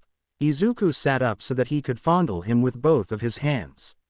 As his hands made their way up, Tomura did his best not to squirm at the greenette's touch. Izuku's hand passed over one of the villain's newer bruises. The sensation evoked a surprised gasp from the older teen as a shudder of pleasure courses through his body. He wasn't expecting to be this sensitive just from Izuku touching him. "Does it hurt?" the hero asked, clearly concerned that he had hurt Tomura. "No, I'm just not really used to being exposed like this." Tomura cursed himself for being so touch-starved. Every movement of the teen's hands sent a warm feeling throughout the villain's body. Still self-conscious, he asked teasingly as Izuku massaged his surprisingly toned muscles. The greenette shrugged, abandoning the scarred tissue on the villain's skin and instead traced the muscles with his calloused fingers. "At least your body matches your face," he muttered absent-mindedly. "I have this scared and beat-up body but I still have a baby face. Who would find that attractive?" Without warning, Tomura lifted his chin, forcing those jade eyes to stare up at him. "I do," he said, just before capturing the freckled boy's lips in a bruising key. Izuku whined against his mouth. He swallowed the sounds before pulling away to caress the hero's freckled cheeks. "I don't think you understand the amount of willpower it takes for me not to devour you, Izuku." Tomura watched adoringly as Izuku's face lit up in understanding. "Huh, me," Tomura nodded, as he twisted a strand of Izuku's hair between his fingers. "I'm infatuated with everything about you. I want to key all your freckles, and memorize every groove on your body. You have the softest cheek that I can't help touching at every chance I get, and despite that you have such strong muscles. I want to keep you to myself to hide you away from the rest of the world." The hero gave him a watery smile. "I don't think anyone has wanted me as much as you do." Tomura watched as he leaned forward, nuzzling into his hand. "They're idiots for not appreciating you the way I do," he said, and the teen smiled at that. Once again their lips met as their bodies relaxed against each other's. Tomura, to his own surprise, yelped when Izuku bit his lip. He pulled away and smiled at the half-lidded expression on the greenette's face. Then again, I would probably dust them if they did. To the villain's amusement, instead of getting mad at him, Izuku smiled and grabbed him by the neck, smashing their faces together. Tomura gave no protest, pushing into the hero just as fiercely. Gripping Izuku's face, his hand slowly made its way down the greenette's neck, over his collarbone, and gripped the teen's strong pectoral muscle. In response, Izuku beeped, giving Tomura the perfect opportunity to explore his mouth. He couldn't help grinding his hips when the younger beeped onto his tongue. The action sent pleasure straight to his groin. Izuku giggled against his lips. Eagerly the hero's hands began to roam all over his exposed skin. Tomura felt his body getting pulled towards Izuku's, both in a metaphorical and literal sense. Suddenly the teen's hands were gripping the curve of his ass. He couldn't help leaning into the touch. Without warning, Izuku pushed their hips flush against each other. Tomura was surprised by both the friction, and just how much of Izuku he felt. "You didn't tell me you're packed," he mumbled against the greenette's ear. The hero was panting, trying to compose himself. Tomura found the sight too good to be true. They used it again, and this time the villain's hands found their way to the hem of Izuku's shorts. Izuku beeped and nipped at his lips eagerly before pulling away and telling him about the lube and a packet of con ******* he had stashed in his dresser. "When did you buy these?" he chuckled after getting up to grab the items. "About a week ago," the boy hummed as he shed the last bits of clothing he still had on. The delinquent acknowledged. "You're prepared." He was genuinely surprised with this turn of events. "I wanted to be ready once we did decide to," the boy admitted. "Does that mean you want to take this further?" He got a nod of approval in response. With the green light he mimicked the teen, taking off his own pants. For a moment they just stood in front of each other, not wearing anything and completely vulnerable. "Only if you want to though," the greenette said, noticing Tomura's hesitation. Tomura hadn't been hesitating, but rather admiring the sight before him. "Oh, I definitely want to," he growled, crawling back onto the bed, and loomed over the greenette's muscular body. "Do you play with yourself, Izuku?" he asked teasingly. The only response he got was Izuku laying on his back and spreading his legs. The sight went straight to his dick. He grinned as he coated his fingers in a generous amount of lube. Experimentally, he gripped Izuku's member. The 10 groaned at the touch and Tomura couldn't help growing hard at the sound. "You sure about this?" he asked as he massaged the area around his hole with his slick fingers. He definitely wanted this, but he needed to make absolutely sure that Izuku wanted it too. "Yeah," the hero confirmed, holding his legs in place. Tomura's finger circled his entrance before slowly pushing one finger inside. Izuku gasped at the intrusion and Tomura decided to give him time to adjust. "You're okay with me being your first?" he asked after Izuku had relaxed a little, giving him enough room to move his digit. "I trust you, Tomu," the hero responded breathily. His entire face and upper chest was a nice rosy color. This was clearly a new experience for the UA student and Tomura couldn't help feeling pride that this was his doing. He was the reason that Izuku was lying under him trying to get accustomed to having a finger up his ass. Tomura licked over his dry lips. The sight of the teen squirming underneath him while trying to get used to the movement was way better than he had imagined. "I'll try to be gentle, tell me if it hurts," he said while adding a second finger. Izuku's face scrunched up for a moment and then he relaxed as he got used to the other digit. "You can be rough if you'd like, after I get used to it." Not a second after finishing the sentence Izuku gasped, clearly shocked by the pleasure. Tomura smiled. He had found his prostate. "Do you want me to be rough?" "Yeah." The hero was taking fast, shallow breaths. His body rocked against Tomura's hand, pushing back with every thrust. "How rough can I be?" the villain whispered, coming up to nibble on the teen's jaw. "What's your limit?" "I Don. NGG. No." Izuku was now clinging to him, gripping his hair. "Can I leave marks on you?" he asked, just before beeping on the teen's flesh. "Yeah." Tomura smiled, beeping harder on the skin. "Can I bite you?" he questioned, adding a third find and licking his teeth. Izuku gasped out a heated, "Yeah," and Tomura didn't hesitate to bite down on the teen's shoulder. The greenette let out a pained beep, clamping down on the villain's fingers. The hero was getting close to finishing, and a strange thought floated across the villain's mind. "Can I choke you?" he whispered deviously as he began teasing Izuku's sweet spot. The teen didn't respond, just continued to beep as Tomura milked his prostate. "Come on, Izu," Tomura said, placing his fingers on the expanse of the younger boy's neck. "I need an answer, baby." Izuku whimpered at the pet name, his hand coming up to grip Tomura's forearm. "Yes please," he pleaded, eyes hazy from the pleasure. Tomura smirked, squeezing the neck beneath his fingertips. He picked up the pace and the Izuku hole kept making a wet, sloppy sound. Izuku choked, eyes going wide as he came untouched. Tomura continued to move his hand throughout the orgasm. Izuku's mouth formed a silent O as his body spasmed. "That's so hot," the villain whispered as he loosened his grip. He noticed that the pale skin on the boy's neck was slightly darker where his fingers had been. He suddenly realized that if he had held the teen a little too tight, or for a little too long, the outcome could have ended very badly. Without warning, the greenette pulled him down and keyed him. He reciprocated, smashing their faces even closer together. The key started off very tender and loving as Izuku was still coming down from his high. As they continued, the villain retracted his fingers from his boyfriend and swallowed the beep that escaped the hero's lips. Their key quickly began to heat up as they devoured each other's faces. The two began to rub against each other. Tomura was surprised to find that Izuku was already hard again. He gasped when the teen's hand slithered its way around both of their ducts. Tomura thanked whatever god there was that he didn't come at Izuku's touch. The hero began moving his hand up and down and Tomura couldn't help bucking his hips. A few more tugs later and the hero was just as hard as he was. He moved his hand down to tease Izuku's head when the younger boy suddenly stopped his movements.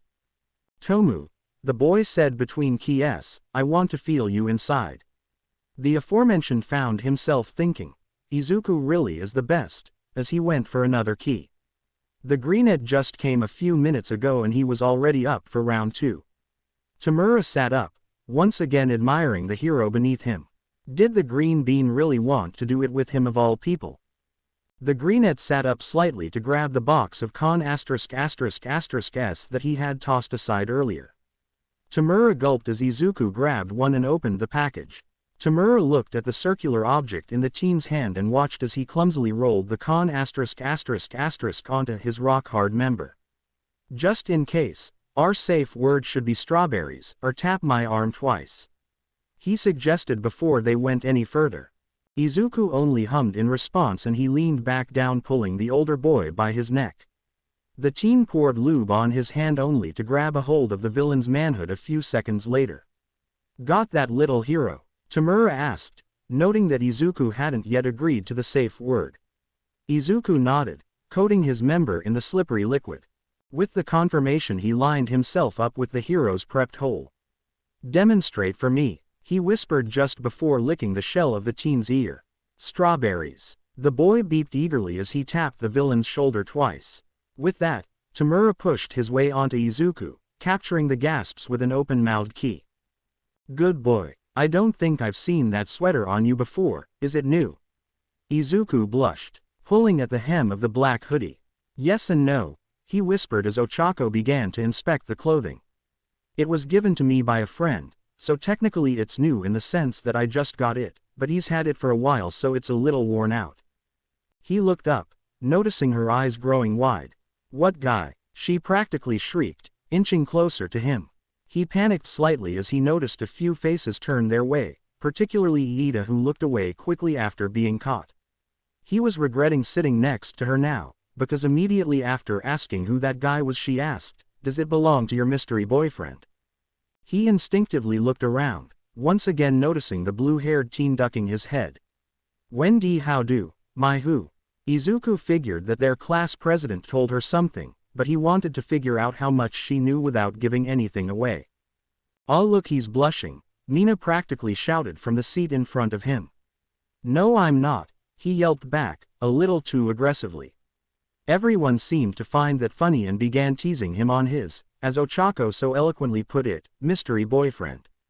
There's no need to be embarrassed, Mido bro. The red-headed teen sitting next to Mina said with a reassuring smile, we've all seen how happy you've been recently. With that, Bakugo, who was sitting across from them eavesdropping the whole time, growled. Everyone ignored their hot-headed classmate, once again interrogating the greenette.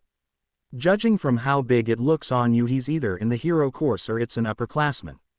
Izuku was once again blushing, this time because the brunette thought he could snag an upperclassman. When he thought about it, Tomura would probably be an upperclassman, or at least he would have been if he stayed in school. He still needed to get to the bottom of that because it sounds like before his quirk the villain had a fairly standard childhood, though it's hard to tell anything when he's so closed off all the time. Shaking his head, Izuku decided to reply with, no, he's not an upperclassman, but let's just say that he is definitely interested in heroes and doesn't have the most friendly personality. He didn't realize who it sounded like he was describing until Katsuki yelled at everyone to be quiet and prepare for the training camp. That seemed to quiet everyone, but the quick glances between Kirishima, Mina, Kaminari and Shiro didn't go unnoticed by Izuku or the blonde. Dang it, Izuku thought as he burrowed further into his seat. Now Katsuki will think he likes him again. Izuku used to like the blonde, back when they were younger. Back when they were still best friends. That changed when he found out that he was quirkless. One day they were joined at the hip and the next Katsuki was using him as his own personal punching bag. When the blonde found out about his crush, he decided Izuku needed to go kill himself. Luckily the greenette didn't go through with it. It was hard to like him after that, but Izuku still kept hope that they could be friends again. At least Izuku isn't getting bullied anymore, well, not in any physical sense. Katsuki almost seems to hate him more now that his late-blooming quirk has appeared. Before he could get even more lost in his thoughts, the bus reached a rest stop. The class spent the whole time training, and Izuku had spent a lot of that time with one of the wild cats, Tiger, who wants him to test the limits of his quirk, which the team can still only use at 5%. There was a boy, Kota, watching them the whole time with a sour face. At one point he even attempted an attack, saying, I can't abide jerks who want to be heroes. As everyone went to eat, Izuku noticed the boy walk out without grabbing a meal. After hesitating a little bit, he decided to follow the kid. The kid had gotten surprisingly far, making it to a cliff on the mountain. I bet you're hungry, he said, announcing his presence to the child. In response the kid yelped, screaming out, how do you know I was here? Izuku chuckled nervously, still holding the plate and explaining, sorry, I kind of followed you because I thought you might be hungry. Kota was not impressed. In fact, he almost seemed pissed to see the plate of food. I don't want it, he snapped, standing up abruptly, and I don't want to fraternize with people like you, so just get away from my secret base. Fraternize, Izuku thought as he studied the kid in front of him, and suddenly the teen was reminded of the prank he tried to pull in the bath when he said, I can't abide jerks who want to be heroes. The hatred probably ran deeper than just not liking heroes, but Izuku tried to stay away from that topic and instead asked, secret base, huh? Kota did not take the bait. Fed up, the little troublemaker turned sound, saying how gross and useless it was to improve and flaunt quirks.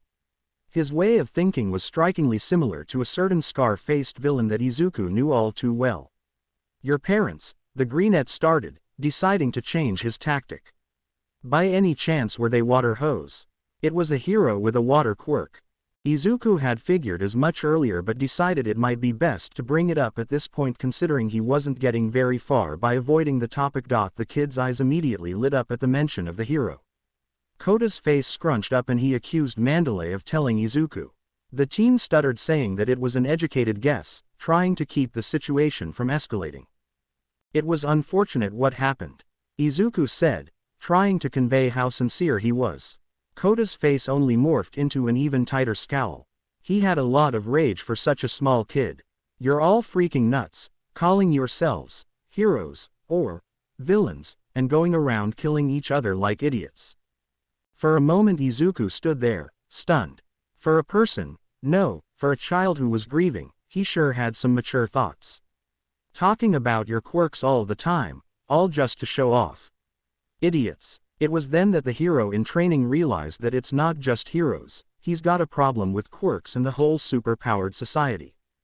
Compared to Kota, Shigaraki just seemed like a child throwing a tantrum for no reason. Kota knows exactly who he wants to blame for his parents' death, and he even has a pretty valid reason for choosing those people. Shigaraki in comparison is blaming everyone for everything and trying to punish them indiscriminately. Maybe with time Izuku could get his villainous boyfriend to redirect his anger to an actual cause rather than a plan to destroy everyone and everything around him. Maybe he could convince his boyfriend to realize that killing All Might won't solve anything. What Kota seems to hate is the fact that everyone values quirks too much and also the fact that heroes are always fighting, which for a kid who keeps on antagonizing people and provoking fights is kind of a strange stance. Izuku thought to himself just then, that if he could get Kota to see that there's more to heroes than just fighting and showing off their quirk, then maybe he could change this little boy's mind. You know, he started, unsure of where he was going with his sentence, there's a villain I know who also hates heroes. The boy looked at him confused. There are a lot of villains who hate heroes, he mentioned pointedly, still not trusting of the teenager. Yeah, but I've met this one in person. This seemed to perplex the boy even more. The hero that he hates most of all is All Might. And I know that he also had a rough childhood. He hates All Might because All Might gave him false hope. I think something happened and All Might didn't come to save him. But now he's hurt more people by becoming a villain than All Might did by not showing up. Izuku could see the gears turning inside the kid's head. I mean, I think part of why he's such a bad villain is because his quirk is so dangerous. And that's not something he can change by fighting everyone either. Because people only see how dangerous his quirk is, they don't get to see what kind of person he is. So I think he chose to become a villain because that's all his quirk seems good for. Kneeling down in front of the boy, Izuku continued. Kota, it's okay to not like heroes and I know firsthand that the way society views quirks is flawed, but fighting everyone isn't going to change anything. And it's not fair to everyone who's trying their best to become a good hero. I'm training my quirk so that I can become a hero and save people. And I don't just want to save civilians, but villains as well. Villains like my friend deserve to be saved. Not all villains and heroes are good, but they're also not all bad people. Izuku placed the food next to the boy who was surprisingly listening to what he had to say. So maybe instead of rejecting every hero you come across, you can get to know them first. The next day during one of the training practices, everyone was split into groups of 2 and sent into the forest. The point of the practice was to follow the path and come out without being spooked too badly by the other class. All seemed to be going well for the first pairings, but at some point villains showed up. They attacked Pixie Bob, another member of the Wildcats. They introduced themselves as members of the League of Villains. Izuku suddenly had the sinking feeling that Shigaraki knew all about this and decided not to mention anything. They never talk about villain or hero work, so that makes sense, but Izuku realized that Tomura could have put a tracker on him or something and found out where the camp is because of him. Izuku suddenly felt sick, and as he came to this realization, one of the villains began talking about Stain. Spinner, he called himself. The reptilian villain singled out Iida, saying that Stain wanted the teen dead. Immediately the other 2 heroes blocked the kids from the villain's view, telling Iida to lead everyone somewhere safe. While everyone was leaving as instructed, Izuku called out to the class president to go on without him. Iida and some other students called out for him, but he just turned to Mandalay, shouting, "I know where he is." That was the Greenette's only warning before running off to find Kota. He got to the kid's secret hideout just in time to save him from a no doubt deadly blow. Izuku landed, rolling on the dirt with the boy tumbling out of his hold. He could see the literal fear in the boy's eyes, and without any backup he realized that it's up to him to save the kid. "I am gonna save you," he spoke in a steady voice, trying to soothe him without taking his eyes off the villain in front of them. "Save him, huh?" the snarky villain barked out. "Your name's Midoriya, right?" the hooded man asked, leering at the 2 boys. Izuku resisted the urge to shudder at the offensive stare. "Normally I would have a little fun, then kill a twerp like you, but Shigaraki wants you back alive," he said, licking his lips and walking forward. Izuku took a step back, trying not to ask what Shigaraki wants him for. They meet up all the time anyway, why bother kidnapping him? As the man got closer, Izuku realized who he was. The man before them is a villain named Muscular. It suddenly made sense why Kota was so scared of the sinister man.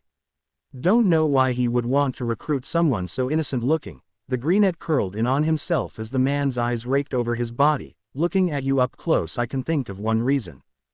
Muscular was getting dangerously close, and to Izuku's horror, his knees started buckling from underneath himself.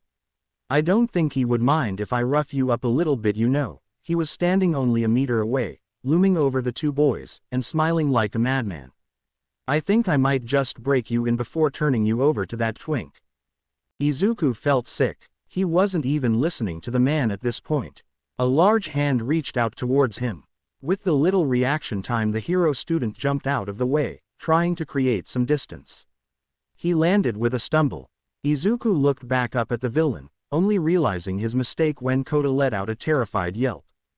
Let him go, Izuku demanded, trying his best to look like a worthy opponent. Or what? The villain laughed in response. If you want to fight me for him, I can't guarantee that you'll survive. It was almost as if he found the idea of Izuku's death to be entertaining. The villain took his eyes off of the greenette, tracing a finger down the side of Kota's face. I have to hand you over alive, but I can make you wish you were dead. Izuku's blood began to boil as Muscular continued to look at the kid. Is this person really part of the League? Are these the kind of people that Tomura wants to introduce him to? Regardless of why this was happening, it was, and Izuku needed to make sure that Kota wouldn't have to see any of it. I'll go with you, he said, standing up straighter and catching the villain off guard. I'll go with you, but you have to let him go. Muscular eyed him again, this time in a more objective way. He seemed to consider Izuku's proposal for a moment before tossing the teen a pair of handcuffs. I'll let him go after I deliver you. Izuku didn't want to risk Muscular taking back the offer, so he agreed. He agreed a little too quickly for someone who didn't currently have all the pieces. Not taking his eyes off the villain or his insane grip on the boy, Izuku leaned forward and picked up the cuffs. He eyed them, noticing that they were quirk canceling. Unsure of how to save Kota without agreeing, he put them on. As soon as he did so, the man called out for Kurogiri. Izuku began to feel uneasy as a portal opened up and he was pushed through. He stumbled forward and Muscular caught him by the neck. He recoiled at the touch but found himself unable to get out of the man's grasp. He struggled for a few more seconds before the villain squeezed hard enough to restrict his breath. When the villain finally let go, Izuku glared up at him saying, I held my end, I came peacefully, now let him go. The disfigured man grinned in a way that made Izuku want to shrink into himself. I said I would let him go. I didn't say that I wouldn't do some things to him first. The color drained from the teen's face as he realized just how much he beeped up. Wait, you can't do anything, you promised to let him go. The man continued to smile saying, should have had better conditions. Please, he's just a kid, do whatever you want to me, just leave him alone. The situation made him sick to his stomach. The villain didn't budge and Izuku couldn't do anything as he eyed the squirming child in his hand. He didn't know whether he wanted to cry or throw up, but he was staring to feel completely helpless. He turned his head to plead for help. His eyes landed on Tomura, whose expression was underlaid from behind the hand on his face. He turned his head back when Muscular commented, I think I'll play with him for a while. When Tomura's familiar raspy voice told the villain to let Kota go. Tomura was sitting idly at the bar with his glass of whiskey. He was waiting for the League to finish retrieving Izuku and that one jackass. He assumed that they had succeeded in getting one of the UA students because with no other warning Kurogiri opened up a portal. He didn't have to turn around to know who had stepped through. Something about the new guy, Muscular, was incredibly annoying. The colossal man always moves so loud, sometimes it takes all the Shigaraki got not to dust the fugitive. He hoped that the other villain had successfully brought back one of the students. It was only a few days since he spent that night with Izuku, but the distance was killing him. To Tomura's delight, it was Izuku's voice who rang out in the little room. He did his best to contain his emotions as he turned around. He couldn't help but smirk ever so slightly, but whatever joy he had felt was immediately squandered as he saw the brute's hand clinging to Izuku's neck. Tomura felt a wave of possession pass over him at the sight. That wasn't Muscular's neck to hold. Only Tomura can touch his bunny like that. He felt his blood boil as the blonde continued to hold onto Izuku's comparably fragile neck. He stood there for a moment watching as the two discussed something. At one point Izuku looked over, his eyes wide and pleading. The greenette was clearly asking for help, but he couldn't help him in front of other villains. He had an image to uphold. He didn't even know what they were discussing. It quickly became obvious what the topic was when the both of them turned their attention to the little boy in Muscular's other hand. The little black-haired kid was trembling in the other villain's grasp and trying to get away as tears began pooling out of his eyes. He watched as the two boys struggled to claw their way out of the blonde beeper's grip to no avail, and something in him snapped. He was suddenly reminded of the times before his quirk manifested. The look on his older sister's face whenever she knew their dad was gonna do something. He was reminded of the fear and horror he experienced every time his father decided Tenko needed to be punished. He remembered all the times he begged his dad to stop, but was only greeted with more abuse. Suddenly he was the kid whose quirk, decay, was just awakened. "Release the boy," he warned, hoping that his shaking wasn't noticeable. Muscular paid no heed to the warning and only laughed nonchalantly and said, "Common, can't I play for a little bit?" He eyed Kota again and Izuku but failed to regain the villain's attention. "Besides, I like it when they struggle." Tomura was losing control of the situation and he tried his best not to waver when he said, "Let him go, he's of no use to us now." Muscular once again disregarded his words as he asked, "What's the rush?" The supposed ally was really starting to get on his nerves. His fingers twitched at his sides as he tried to come with a logical response to why they should let the kid go. "I know you're just gonna play with the little hero, Shigaraki, I just wanna have some fun with the boy." Shigaraki had no idea how to save this. He needed to Izuku away from that creep and the blonde beeper wouldn't take his eyes off the kid who for some strange reason made Tomura nostalgic out of nowhere. He wanted to dig his fingers into something, anything. He just wanted to skip this cutscene and take Izuku over to his room. Muscular was really starting to get on his nerves. Suddenly the little boy was crying and screaming out, "Mommy, Daddy, someone save me." Before he could even register what he was doing, Shigaraki had already crossed the room. The same bloodlust he felt on the day he killed his family was back. The memory of reaching for his father's face flashed in his mind as he reached for Muscular's face just the same. The taller man decayed in an instant, leaving a puddle of blood and dust on the ground where he stood. Tomura stood there trying to process what just happened. The lanky villain was panting, trying to regain his composure, and completely unsure of why he was out of breath. His mind was racing and his sense of reality was starting to slip when a hand was placed on his elbow. He instinctively started to reach for it when he saw the green boy who was in control of the hand.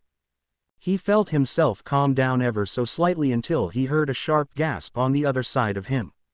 The boy was sitting there, hyperventilating with Muscular's remains, staining his clothes.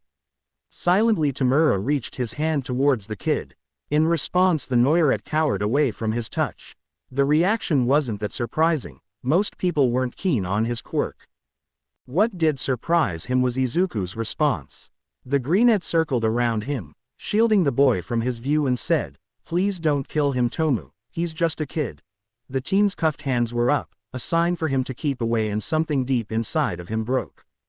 This is what Izuku really thinks of him. He's just a villain. Tomura decided that he needed that to change.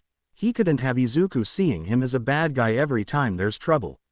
He wants to be the person who Izuku could trust.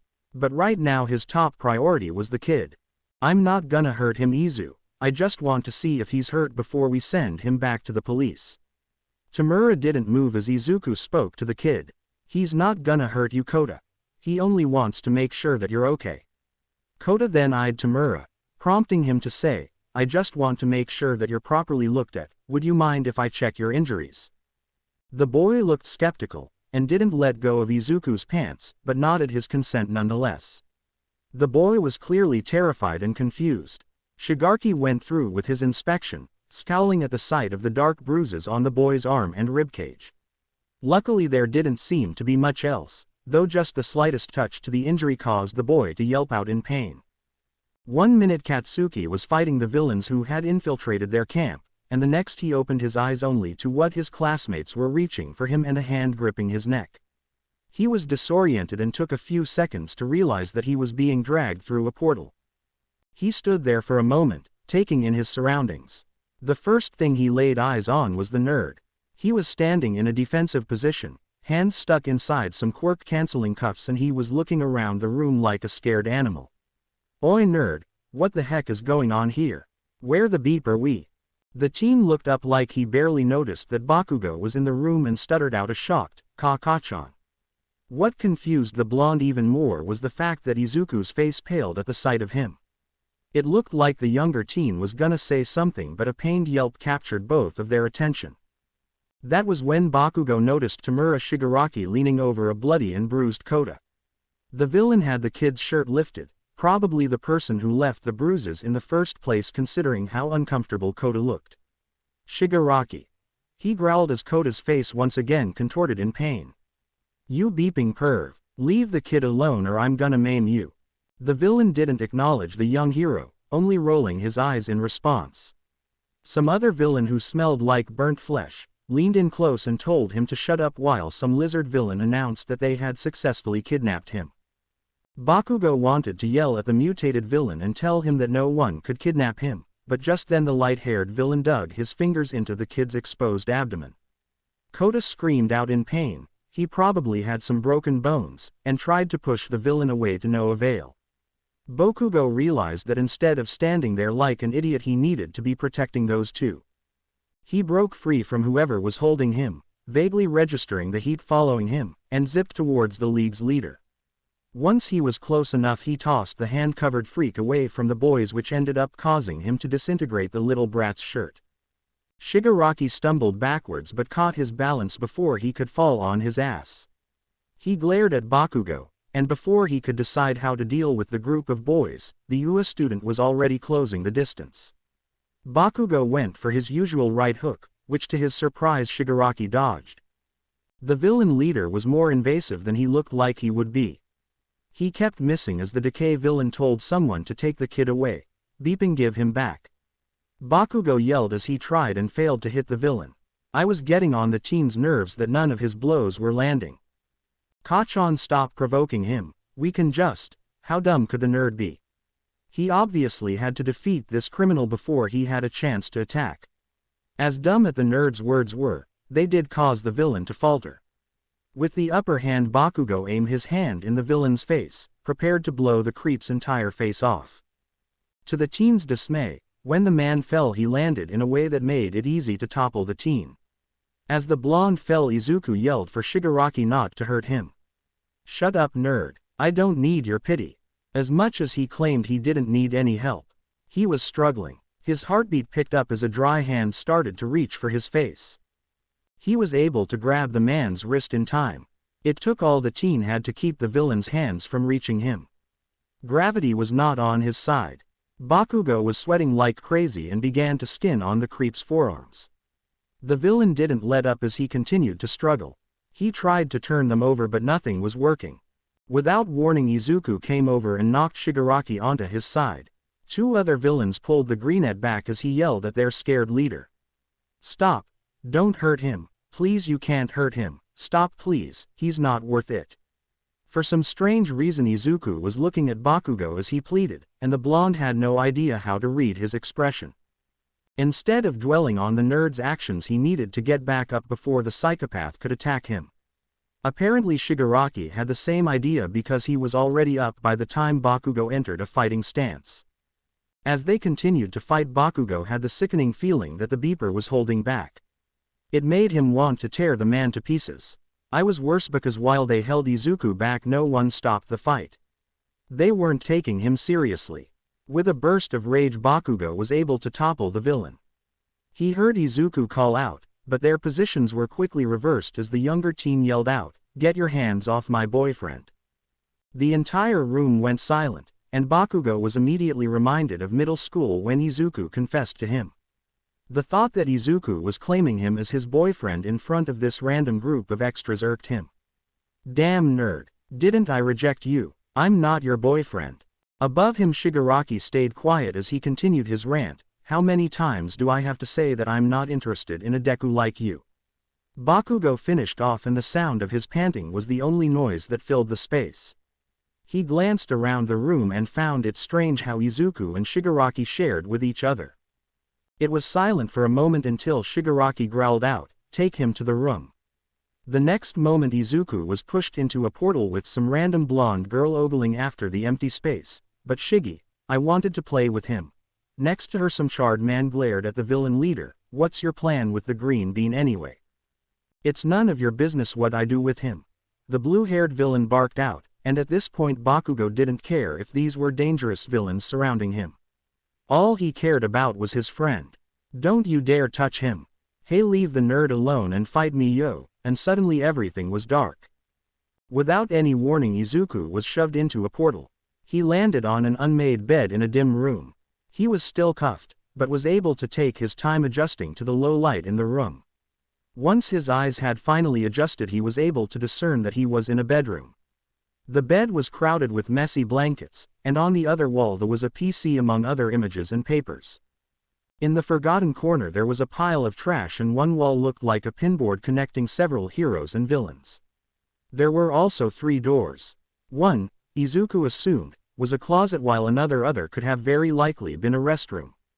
The last one probably leads to the outside, but Izuku didn't get up to check. The teen just sat there trying to process everything that had just happened. He wasn't alone with his thoughts for too long because after a few minutes Tomura barged into the room, slamming the door against the wall. Izuku flinched at the sudden intrusion. He almost immediately regretted it because he could see the way the unconscious movement hurt the taller man. It didn't take long for Tomura's expression to be overshadowed with hate. What's going on, Tom? His question was cut short by the villain who in a blink had crossed the room and yanked him off the bed by his collar. Get off my boyfriend, the taker yelled. This time Izuku turned his head on purpose, unsure of what the villain was going to do next. Am I just a joke to you? The teen could hardly process what the villain was asking him.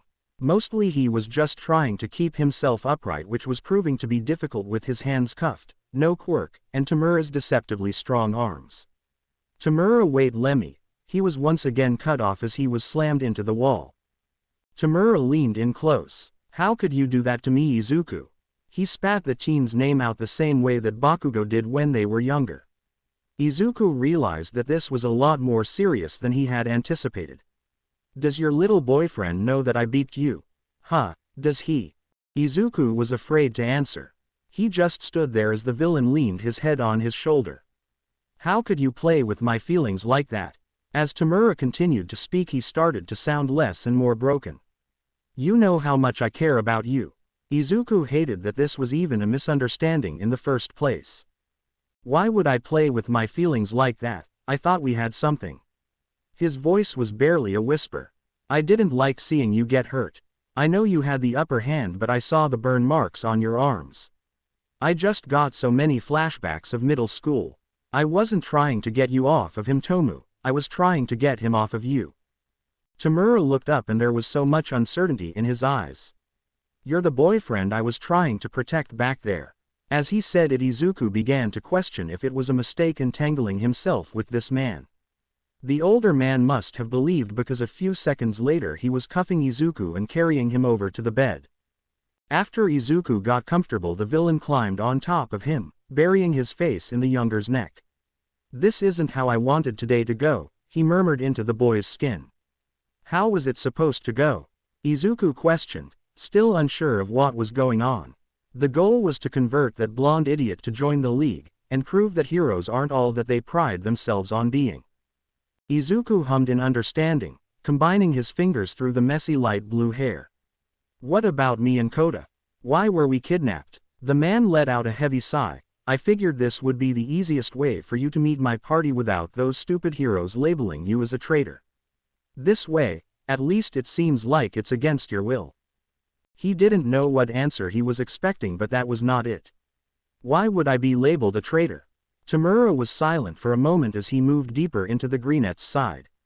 "'Cause we have someone on the inside." Izuku could have sworn that he short-circuited at that moment. His mind suddenly started racing. Who could the traitor be? How were they getting information to the League? Was it someone he knew? "I'm not gonna reveal our source, Bunny, so don't bother trying to figure it out." Izuku suddenly blushed, ashamed that he was speaking his thoughts aloud.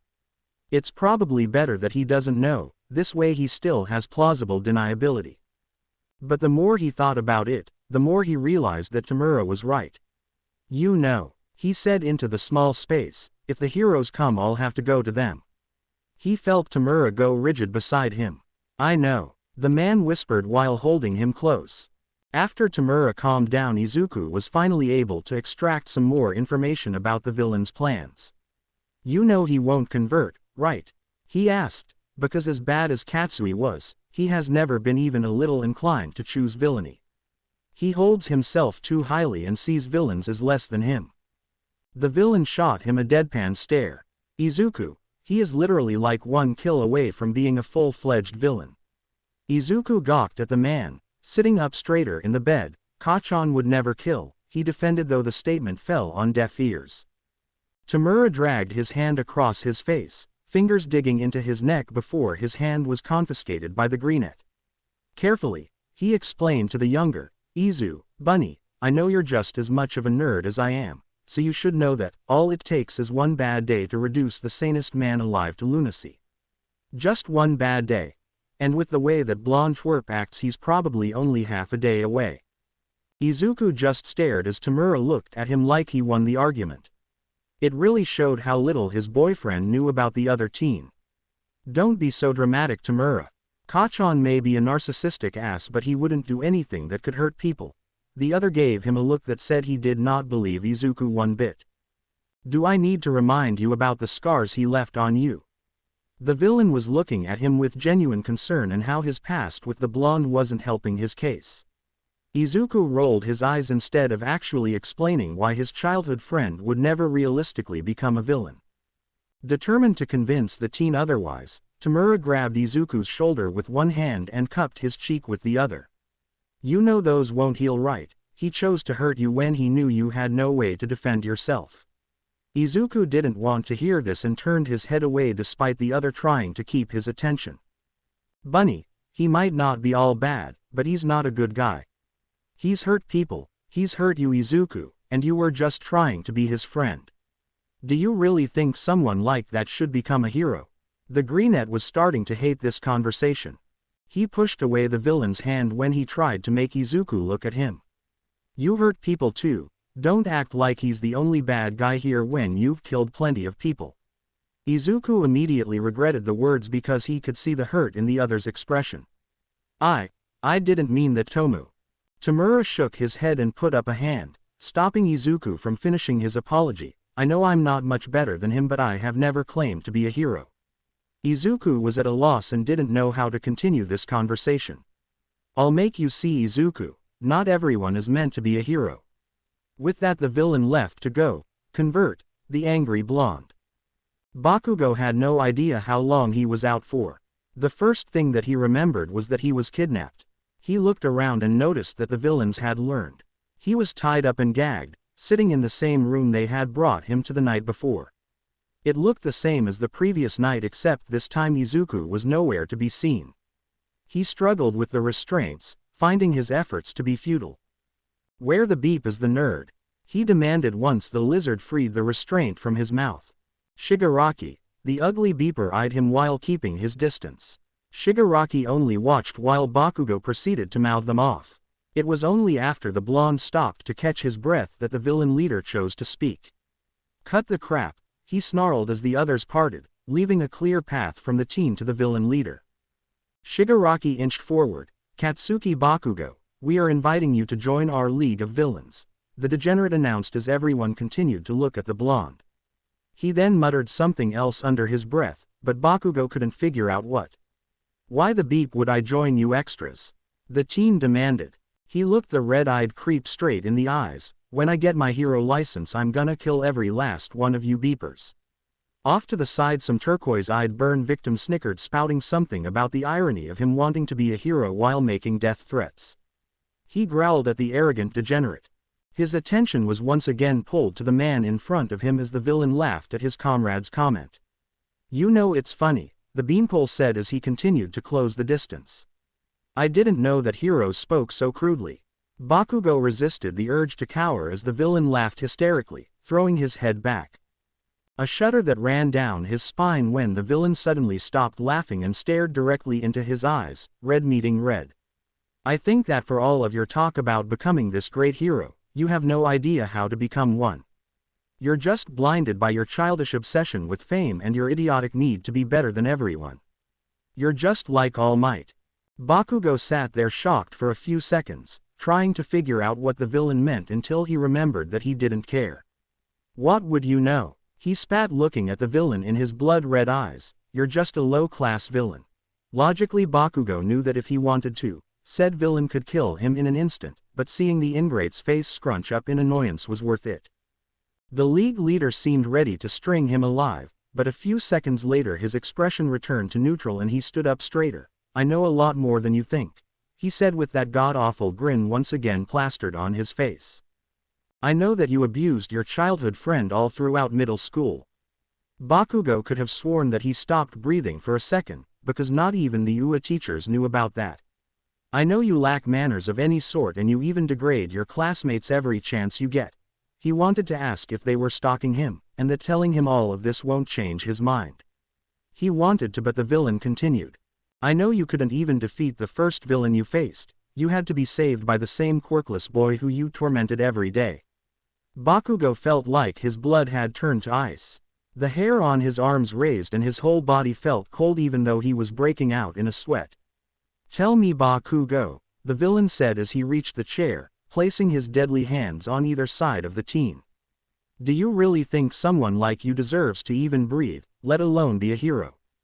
Bakugo felt his lower lip tremble as he tried to come up with a counter, but the fear was taking over his ability to think.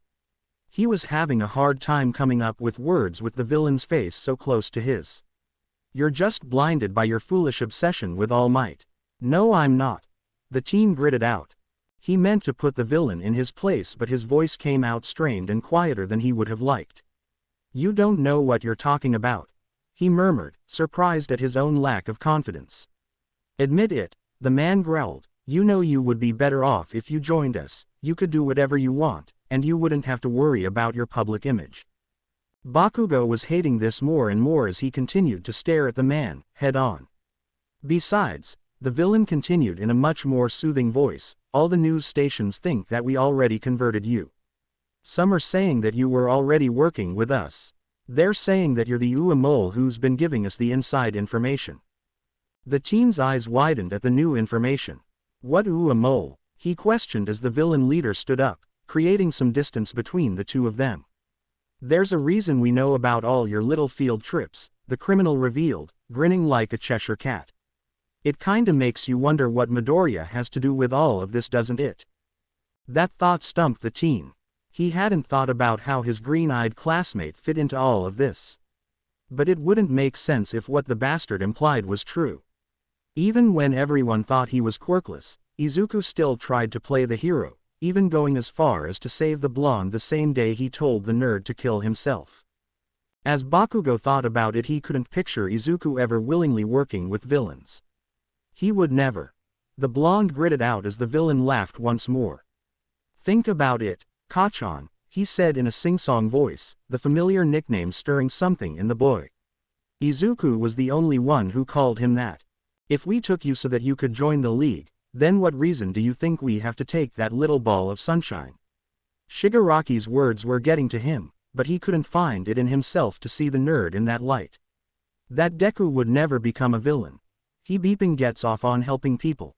He would never go through with a plan if he knew innocent people could get hurt. The smile on the villain's face fell at the unperturbed statement. He looked like the blonde's words had offended him. The lizard freak on other hand had laughed at his comment, which earned him a glare from the light-haired man.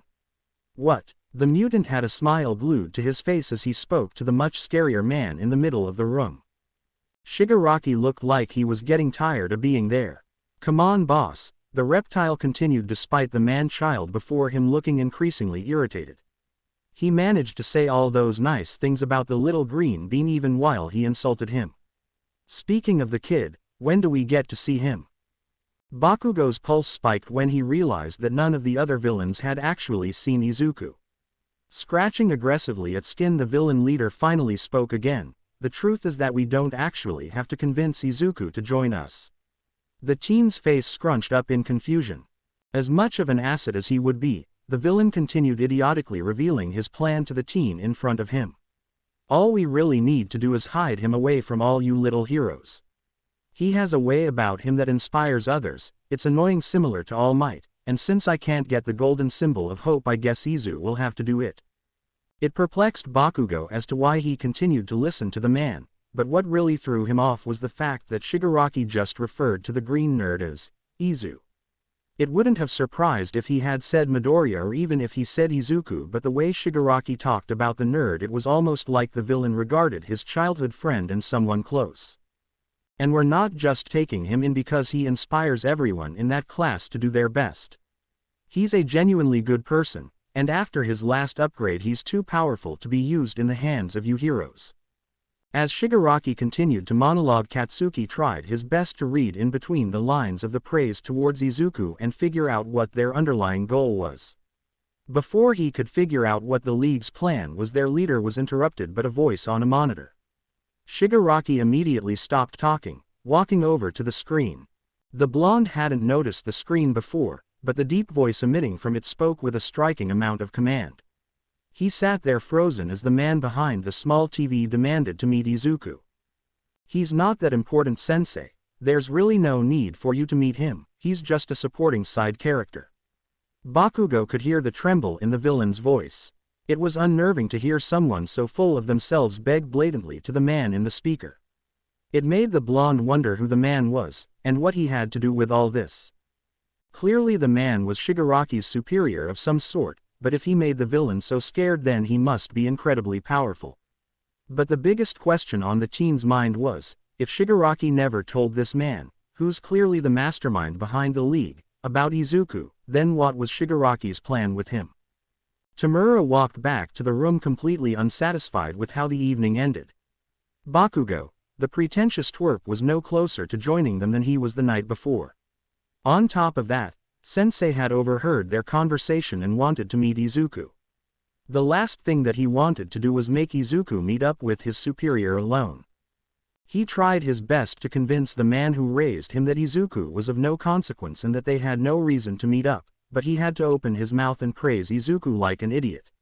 Not that Izuku didn't deserve it, 'cause he really is incredible, but still.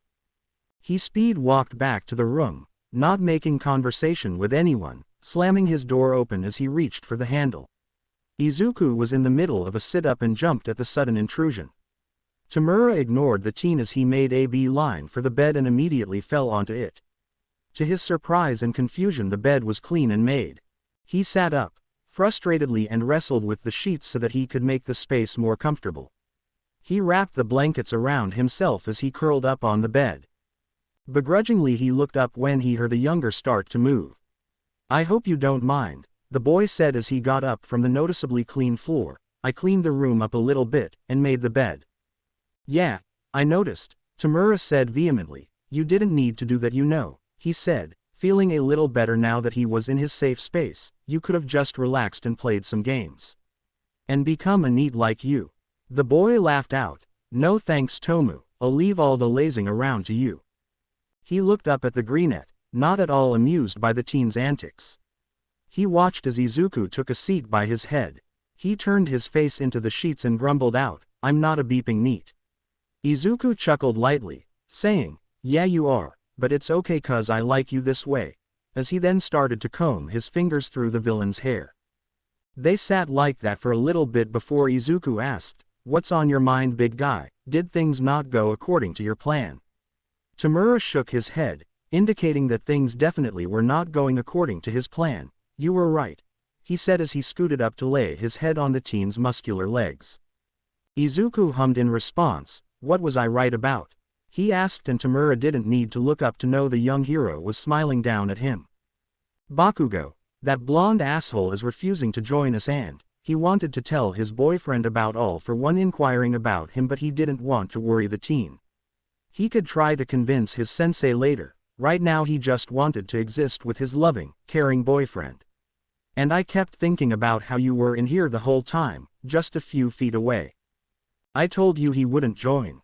Izuku mused, and Tomura could feel his muscles flexing as he did so. I know, the villain said, sighing into the air. I just really wanted this to go how I planned. Especially since the USJ attack ended so miserably. Izuku just continued to look down at him with his perfect little smile. You're loving this, aren't you? He questioned, glaring at the teen. Yup. The boy said with no further explanation. God, I hate you, Tomura said as he relaxed in his boyfriend's hold. No you don't, Izuku retorted as he leaned down to key his counterpart. Tomura grabbed the freckled teen's face, holding it there for a few seconds before releasing him. Sitting up, Tomura brought his face just millimeters away from Izuku's. You're right, he said, bringing his hand up to caress the teen's soft cheek, smiling when the teen leaned into the touch instead of pulling away. I don't hate you. And with that their faces were smashing together as they continued to make out in the dimly lit room.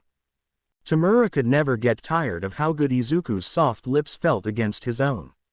If something like this would have happened before he met Izuku, he probably would have gone on a killing spree or even tormented a bunch of online challengers, destroying a few controllers while he was at it.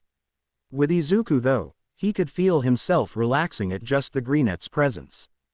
Hey, the teen whispered as he pulled away from the villain slightly. Tomura wanted to pull the hero right back to him, but decided he needed to listen instead. I know things with Kachan aren't working out the way you wanted them to, but I was wondering if I could ask you something about last night. He sat back hesitantly. Izuku was rubbing his arm, continuously, and it made the villain simultaneously worried and alarmed. What is it? He asked, unsure of what the question could even be about. There was the question of why he kidnapped him, where he sent the boy, why he killed Muscular, if he would have actually killed Bakugo, or even why he lashed out at Izuku seemingly out of nowhere. He watched as the boy in front of him fiddled with the recently undone bed sheets. After you, Yano, got rid of Muscular, why were you so out of it? Oh, the villain mouthed as he tried to figure out how to answer the question.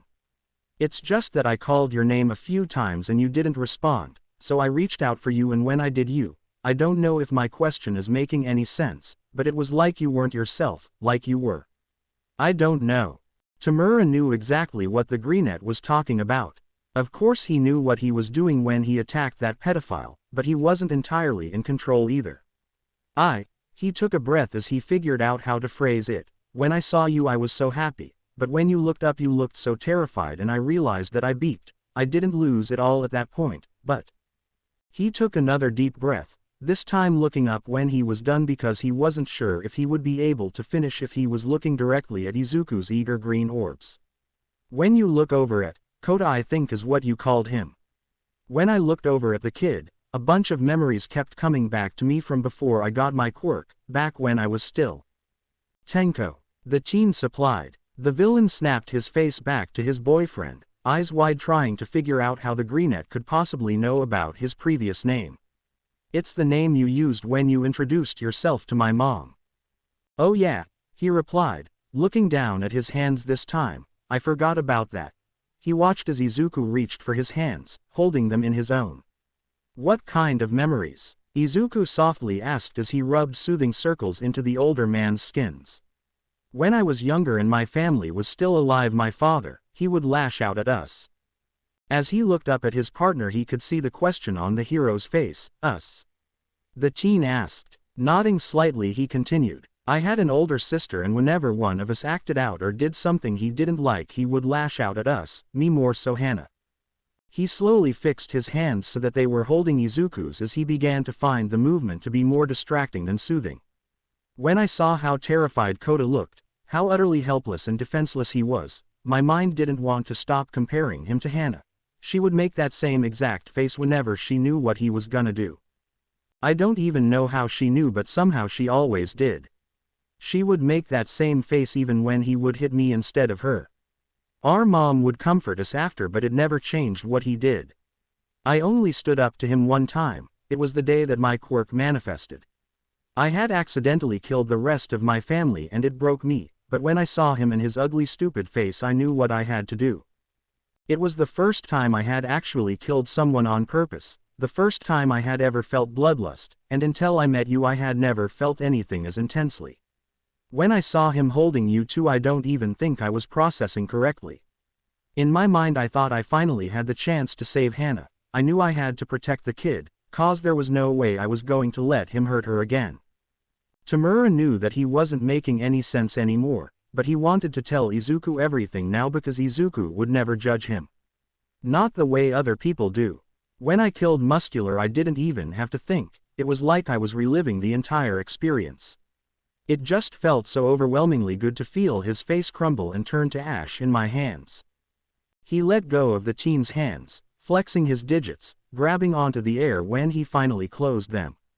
I lost myself in that moment, and when he was gone everything seemed so big and so small at the same time. I was hyper-aware of everything my body was saying, but at the same time I was numb and I couldn't process what I just did or where I was or even anything around me. As he began to feel vulnerable he wrapped his arms around himself. When you reached out I was running on pure instincts and every bone in my body told me that you were a threat. I was gonna. When I saw you and your beautiful green curls it was like I was suddenly real again. When Bakugo showed up, I had Kurogiri drop the kid off outside of the police station so that he could get the proper medical attention he needed. I'm sorry you weren't able to save your sister, but thank you for protecting Kota. Izuku was smiling softly at him, and Tomura was able to see the genuine relief in the hero's eyes. I know that I was hoping for your help, but you really did save us. I don't think that man would have stopped even though you told him not to do anything. Tomura could see Izuku start to shake at the memory. I don't think I've ever been that scared, even when you approached me at the mall that one time. Tomura could see the tears threatening to fall from the teen's emerald eyes. Slowly, doing his best not to startle the greenette, he sat closer and wrapped his arms around Izuku's trembling frame. Izuku leaned onto his chest, taking in his smell, and gripping his shirt as he continued. I was so scared, Tomu. You saved us back there. I thought for sure. He took a deep breath. I know now that you saved us cause he reminded you of your dad who you apparently wanted to see dead, but those thoughts and actions. The teen looked back up at him, caressing his face with his calloused fingers. I can't help seeing a hero in you. Tomura took a deep breath, reaching for the younger's hand and holding it in his four-finger grip. I never really did tell you why I hate heroes, did I? The young hero shook his head to say no as he continued to look at the villain expectantly, seeking an explanation. Tomura took another long sigh as he proceeded to tell Izuku about how his dad never let anyone talk about heroes. He told the teen about how his grandma on his dad's side was a hero, and about how when he and his sister found out they swore to become a brother-sister crime-fighting duo. Sensei never let him talk about this stuff and it felt good to finally talk about the memories. He told Izuku about his father finding out and beating the crap out of him, how that was the only times his mom tried to stop the bastard, and how that very evening was when his quirk manifested and he destroyed his childhood home.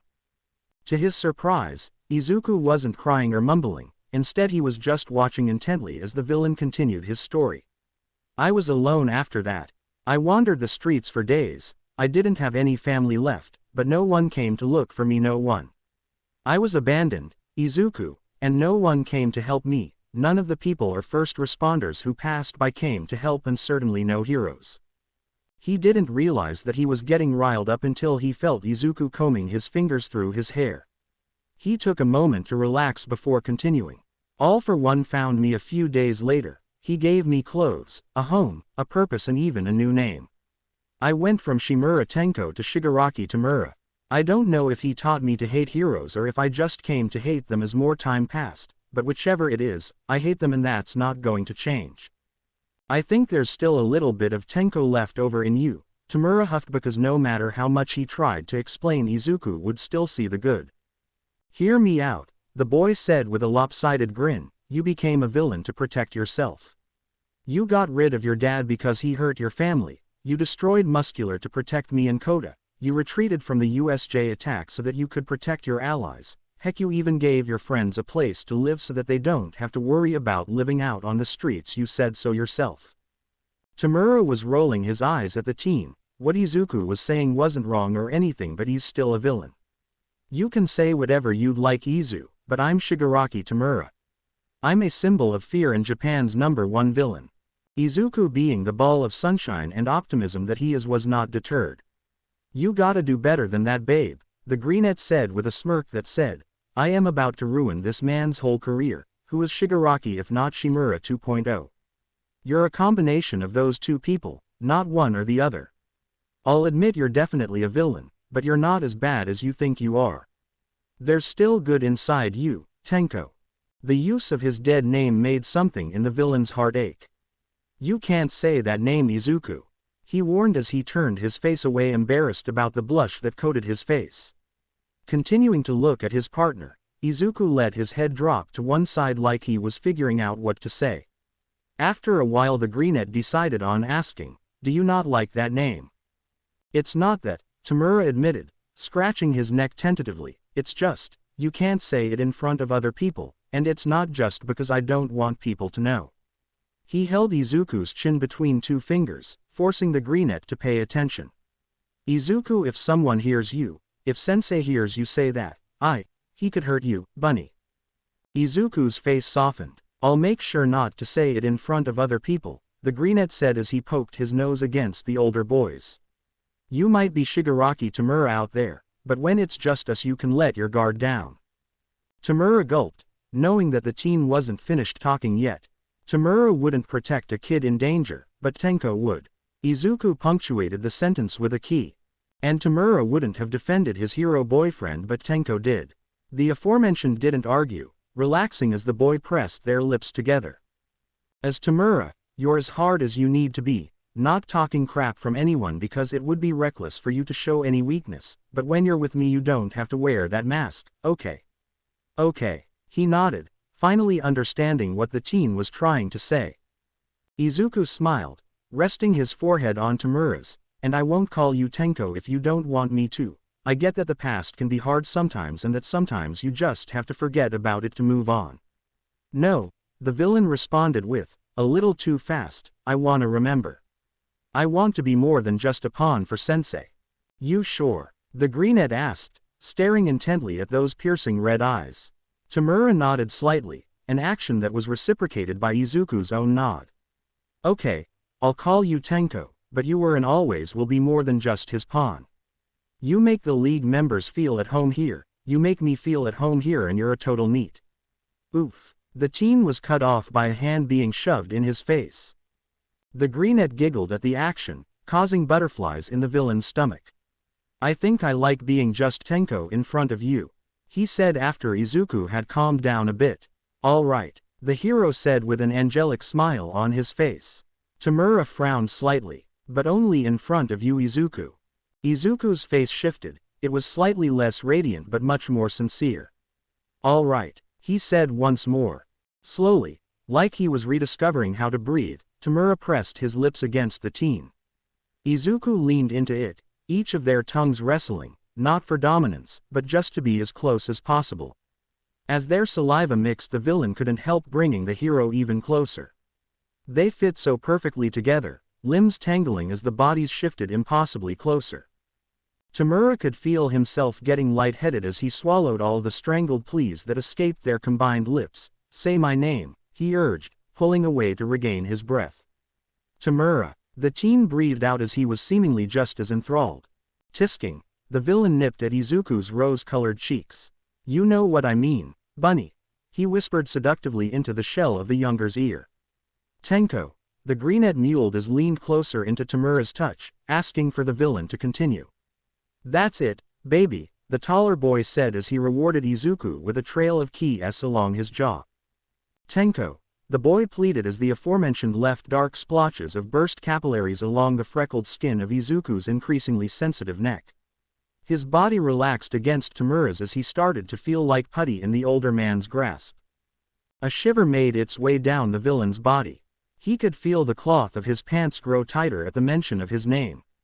He had no idea why his body was reacting this way to his dead name, but something about the way the word sounded in Izuku's mouth combined with the cloudy-eyed look on the younger's face. Tenko brought his face close to the teen's. Their lips were only a centimeter apart. They were close enough to feel each other's breath. Again, he demanded as Izuku whimpered and grinded against him in a clear attempt to get the older boy to touch him. He could feel the air from the incoherent words hitting his face and backed up slightly when Izuku tried for a key without saying his name.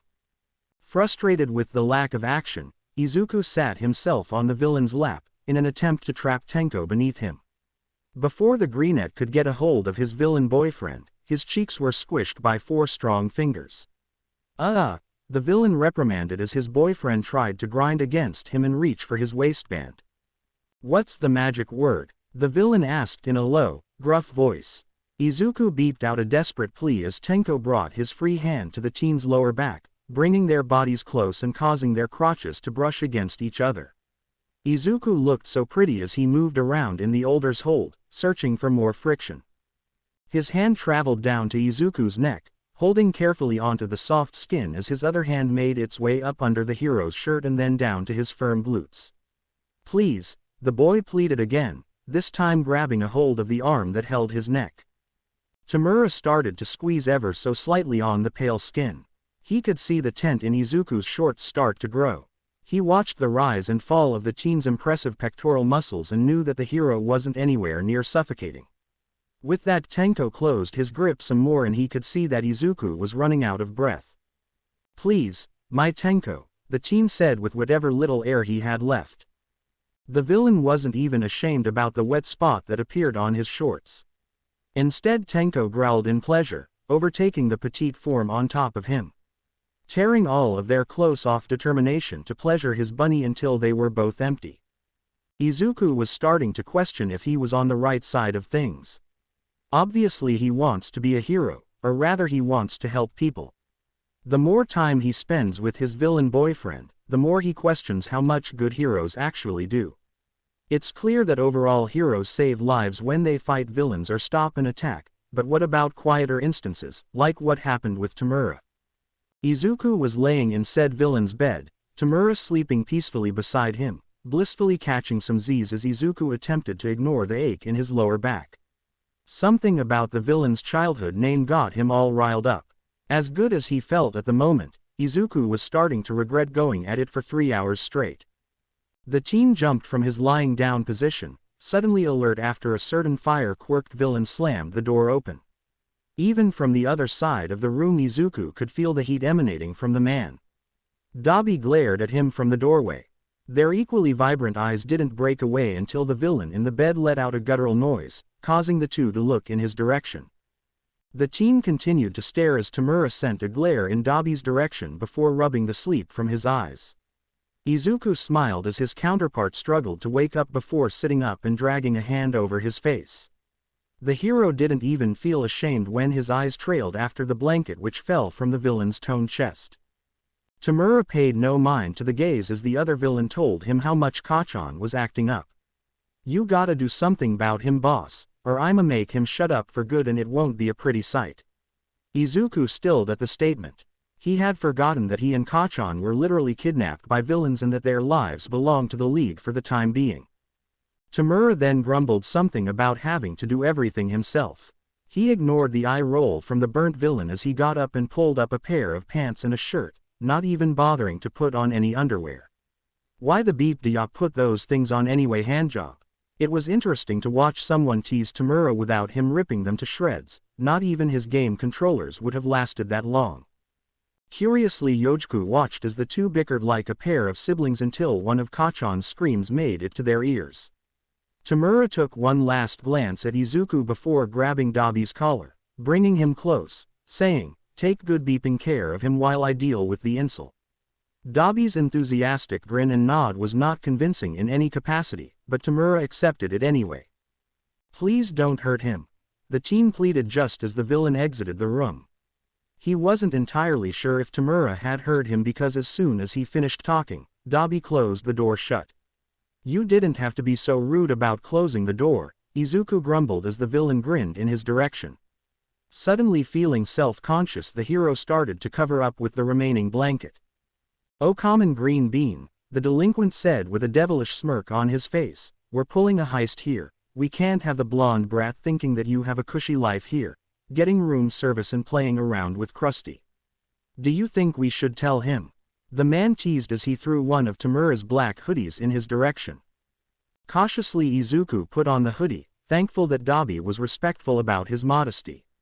As creepy as the man before him is, he doesn't seem as creepy and sinister as Tomura made him out to be. When Izuku didn't respond to Dabi's comment, he just continued. "Besides, the others think we only captured you to hold it over those hero losers' heads. So you know about us?" The greenhead questioned as the villain handed him a pair of shorts, once again showing Izuku respect by turning to face the other way. "That dude has been in love with you ever since he ran into you one time at the mall. Then he started bringing home his little mystery lover. It's clear how in love he is with you, cause every time you two hang out he is slightly less grumpy. I don't even think he realizes how soft he is for you." Izuku blushed at that, pausing as he had one leg halfway through the leg hole. "I still don't get what the beep face sees in you," the villain admitted as he closed his hands into fists. Though subtle, Izuku could feel the room heat up a little. He gulped, finished pulling up the shorts and responded with a shy, "I'm not sure what he sees in me either. To be honest, we just have a lot in common, even though we should probably be enemies instead of, well, you know." Dabi gave him a good long once-over before responding with, "No, I don't know, and I don't want to know." He made a gagging face like the thought of them sickened him. "Seriously though, you're like the nicest person in that entire school and he hates heroes. He's literally changing the league's ideals for you." Izuku took some time to process what Dabi just told him. A slight flutter of accomplishment passed through him knowing that he was having a positive influence on the league's leader.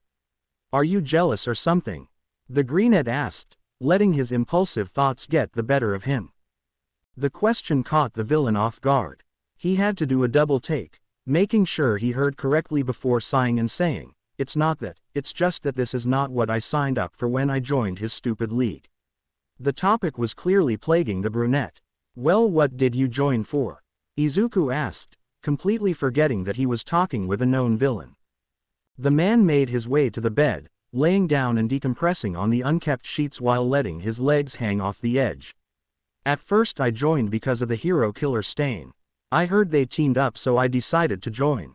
Even when they caught Stain, I stayed, cause as childish as he is, he's still a good boss." Tentatively Izuku sat next to the burned man, crossing his legs as he sank into the mattress. "I know he's not the easiest to read, but he does care about you guys."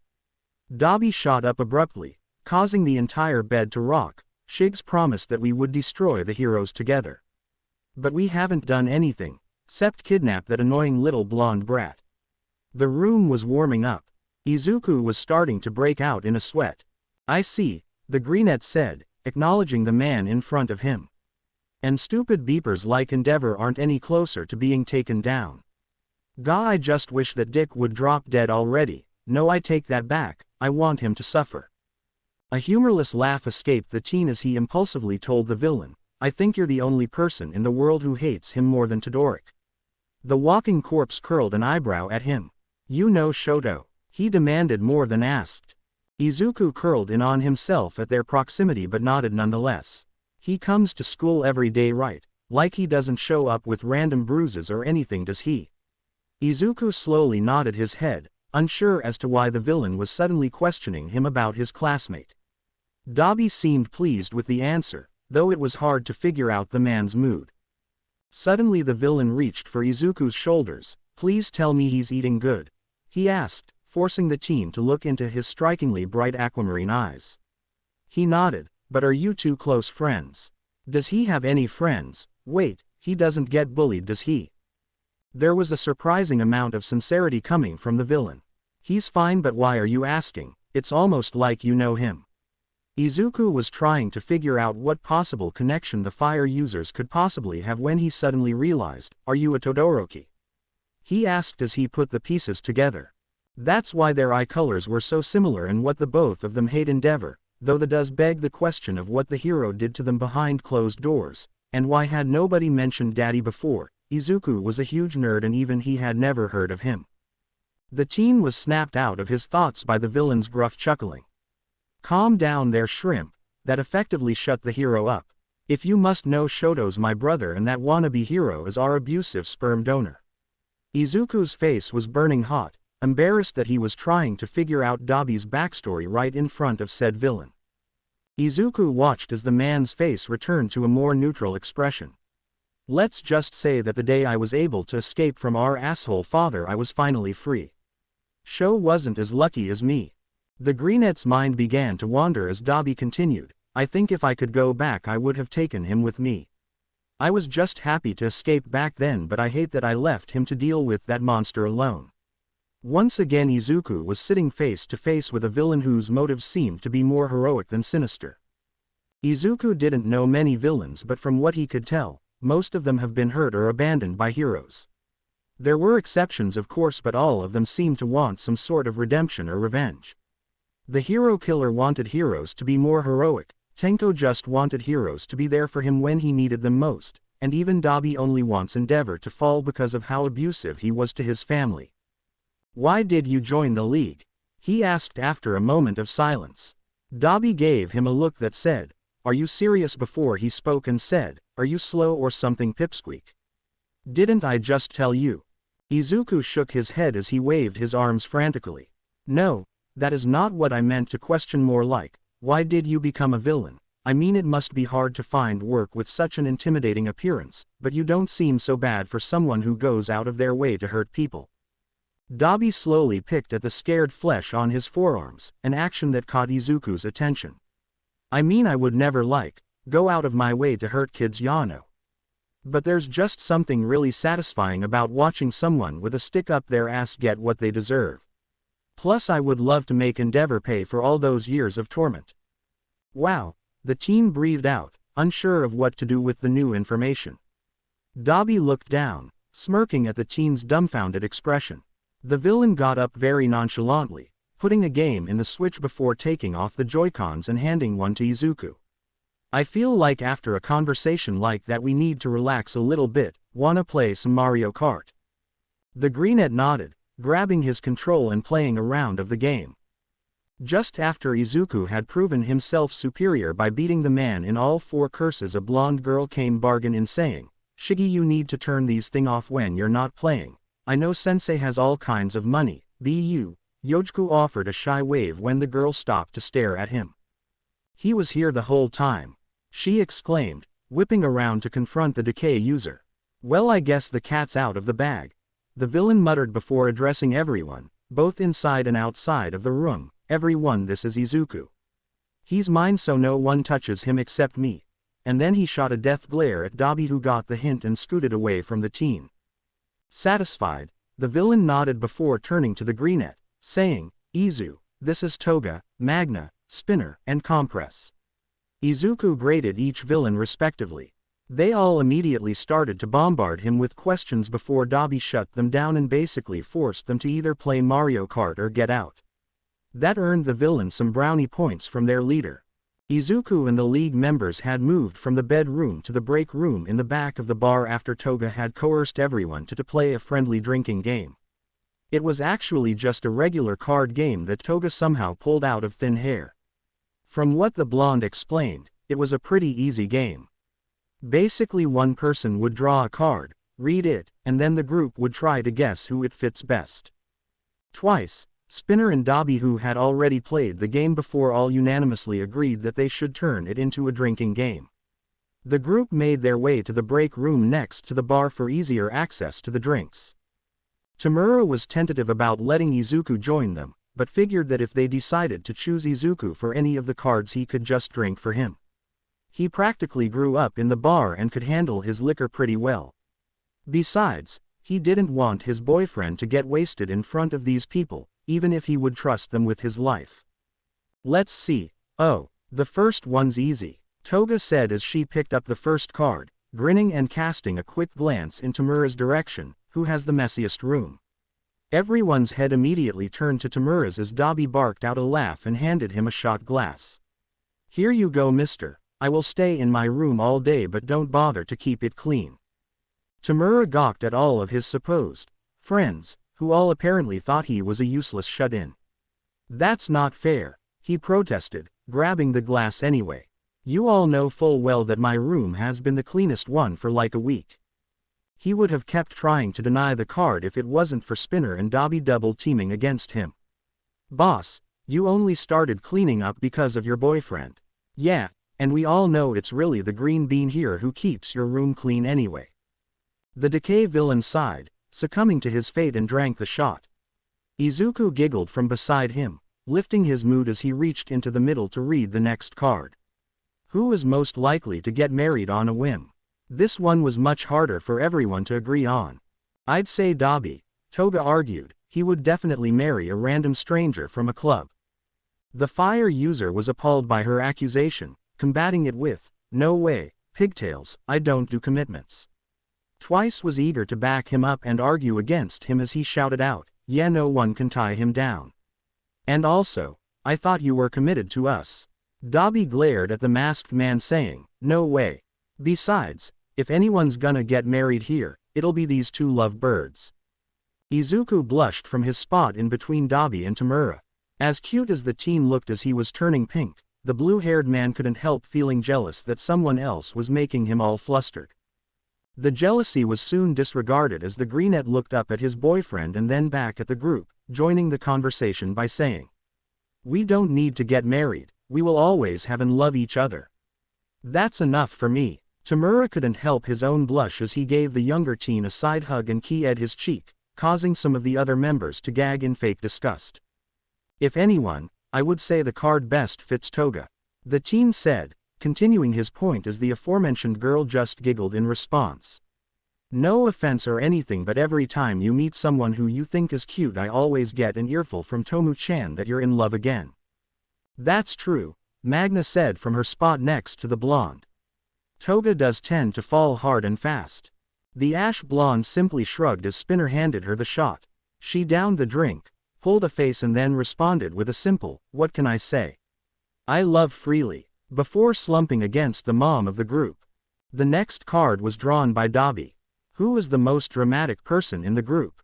Everyone was quiet for a while, trying to figure who to pick.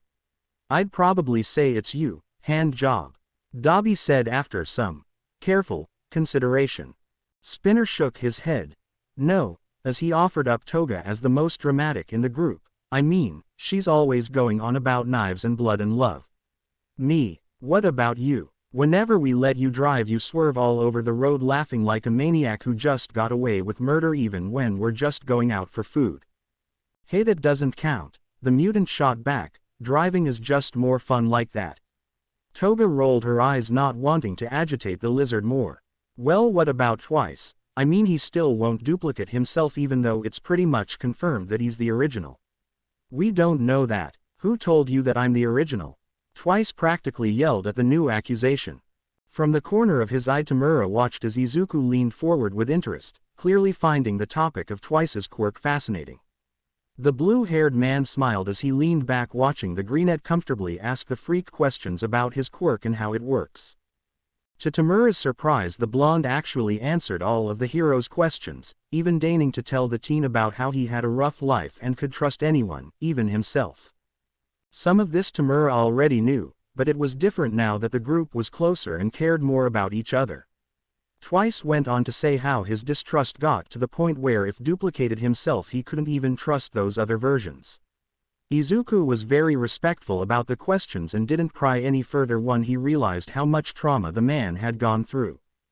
The night went on like this. Someone would pick up a card and they would all decide who that card best fit, and then that person would take a shot. The leader found himself pleased with how much Izuku got along with the group of villains. They weren't changing the hero's ideals by any means, but Tomura could tell that as the night went on Izuku was starting to see everyone less like villains who chose to become evil and more like people who were just products of their circumstances. The atmosphere shifted as Izuku cemented his places in the group. After someone picked up a card that said, "Who is the nerdiest person in the room?" The greenette took a swig of the glass in front of him. Tomura chuckled at the face the teen made when he tasted the alcohol, which earned him a glare. It was clear after that first shot that Izuku could not hold his liquor, which was understandable considering the life he led compared to the rest of them. He was giggling and had a faint blush on his cheeks, not to mention he was getting pretty handsy with Tomura in front of everyone for no reason. Deciding that one drink was the teen's limit, Tomura took it upon himself to drink on the hero's behalf, much to Toga's dismay. The game continued on and the villain found himself drinking more than he would have liked because unsurprisingly the hero in training was the most trusting and the nerdiest and went to school the longest. It wasn't like Izuku's life was better than everyone else's. Not by a long shot, but it was clear how some of the things he took advantage of shaped how he chose to view the world.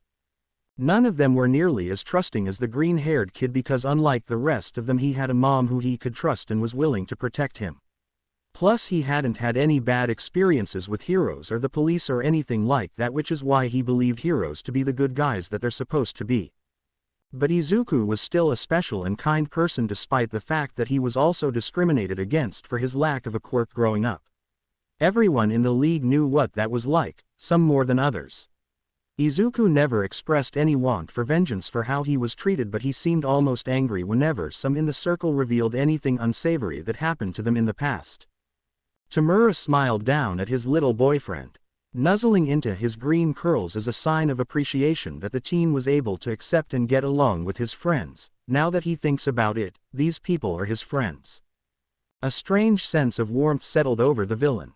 It wasn't like the usual warmth that coated his skin when he was close to the greenette and he felt like he couldn't get close enough. No, this was different. There was no underlying need or desire. He just felt content, and happy and dare he say, safe. The villain stayed put as his boyfriend leaned over to grab a card that read, "Who acts like they're all tough but is secretly a big softie." A grin spread over Toga and Dabi's faces as the green leaned back into Tomura's chest, cuddling closer to the man until he was practically in his lap. Without even thinking about it, Tomura wrapped his arms around the younger man, holding him in place. The intimacy of the pose did things to the villain's insides. From the circle he could hear the fire user and blood beeper giggle like little girls. He was about to snap at the two of them, but Spinner spoke up first. Boss, this card is totally you. It is not me," the man retorted with his face bustled in soft green curls. He then glared at everyone in the circle. "I don't have a soft side, I would decay any one of you in a heartbeat." "That may be true," the Ravenet said from the other side of Izuku, grinning for no reason at all. "But you gotta admit it, boss, you go totally soft when it comes to the green bean." He emphasized the statement with a scared hand clasped on Tomura's shoulder. In any other situation he would have turned the fire user to dust, but he didn't want to startle Izuku who was plastered against him. This prompted his very own boyfriend to nod his head in agreement with the burn victim. Tomura gawked at the betrayal, and begrudgingly accepted the shot glass that was handed to him. He took a swig of the liquid, and just before he had a chance to place the glass down, a portal opened up and Kurogiri appeared. "Master would like to see you," the shadow man said in a low even tone. He was looking in Tomura's direction, but before the delinquent could make a move the wispy man was stepping aside from the portal, saying, "Right this way, Mr. Midoriya." Tomura jumped as soon as he realized it was Izuku he wanted to see, not him. He immediately regretted standing up so quickly. The entire room was spinning and he couldn't even feign control of his body as he leaned all of his weight on Izuku's short frame. "What does Sensei want with Izu?" he growled out in a steady voice, trying to maintain an air of superiority and control. The shadow man just stood there, stoic as ever. "Heal me," he demanded, when no response came. He hated how his voice cracked. Kurogiri shifted in his spot ever so slightly, before saying, "Master simply wants to know more about the young hero with whom you have become obsessed." "Why didn't he just come to me about this?" the drunk man retorted, glaring at his childhood nanny. He normally wouldn't argue against Sensei's direct order like this, but he couldn't help wanting to keep his bunny safe. Sure, he trusted that the old man was on his side, and he believes the fossils plan to destroy Hero Society and get revenge, but he didn't trust his sensei not to hurt Izuku. In a steady voice that showed no remorse, Kurogiri answered him with, "He has some questions he would like to ask the UA student personally." Tomura gritted his teeth in frustration. "Fine," he spat out, standing taller, but I'm going too. As he was about to take a step forward, Kurogiri lifted a hand, shaking his head. I'm sorry young master, but he wants to speak to the UA student alone. Tomura felt his stomach drop as Izuku went rigid beside him. The teen's hand gripped his arm with an enormous and surprising amount of strength. For a moment he questioned if the hero was using his quirk, but he saw no signs of the teen's signature green lightning. Izuku was understandably terrified. Everything the shorter boy knew about his sensei was about how strict and menacing he was. Tomura hated how the teen would try to argue against his teachers mentally, so he stuck with complaining about the fossil instead. Izuku's face remained neutral, his grip being the only indication of his unease. The shadow man spoke up again. You know this has to happen, Master Shigaraki. If Tomura concentrated, Kurogiri almost looked sorry. It's not a matter of choice. Tomura whipped around, ignoring how the movement made his head fuzzy, and fixed himself so that he was looking Izuku in the eyes. Hey Zuzu, listen to me, he said, brushing some of the green bangs out of the teen's face, placing a hand on each cheek, careful not to touch him with all 10 fingers. You don't have to talk to him if you don't want to. I'll talk to Sensei, I'll make him drop the issue, you won't ever have to be alone with him. He didn't know if he would be able to dissuade his sensei, but for his bunny he would at least try. He had to keep the hero safe, morals and punishment be damned. He almost finished hyping himself up enough to face his adopted father, but Izuku was shaking his head back and forth as concern grew on his features. I can't ask you to do that, the teen said as his hands curled around the villains. You're not though, I would just do it. Izu, don't you get that? He said as a wave of nervousness washed over him. A freckled hand came up to his cheek and he leaned into the warmth of it. I know how much he means to you, how much that would mean to you, and you never asked me to go against my heroes, so I won't ask you to go against yours. Tomura opened his mouth to say something to his idiotic boyfriend, but he was cut off by a tender key. I'll come back soon, was all the teen said before walking into the misty portal. Tomura was left with an uneasy feeling. He wanted to go hide in his room and shoot a bunch of zombies, killing everything in sight until Izuku was safe in his arms again. As he was about to storm off, Dabi grabbed him by the shoulders, yanking him down onto the couch. Chin up, boss, the hothead whispered into his ear. Can't let them know how much the green bean means to you. Besides, I don't think your old man is gonna hurt him. Not this early in the game anyway. It occurred to Tomura that everyone in the room was looking at him. They all looked sad. Don't worry Shigi, the blonde said, comforting him from her spot. The big boss isn't gonna hurt Zuzu, so don't worry. Let's just continue the game until he gets back, okay? We'll stay here with you until he's safe again. The group leader nodded his head, surprised at his team's sensitivity, and secretly grateful to them for not using his infatuation with the UA student against him. He leaned forward, grabbing a card, then asked, who is the biggest flirt? Tomura was suddenly a lot less tense as everyone shifted their gaze from him to other members of the group. He zoned out as they argued over who the most flirtatious person was. His name came up, but twice pointed out how he only got Izuku because of a few chance meetings. They eventually agreed that Compress was the biggest flirt, with his charismatic way of talking. Toga was about to lean over to grab another card when suddenly there was a knock on the front door, followed by an overly enthusiastic, hello. Pizza delivery.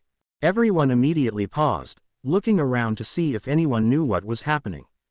I'm gonna assume by everyone's confused faces that none of us ordered pizza, the lizard said as he reached for his sword. No one had a chance to respond as the wall was busted down and a bunch of heroes poured in.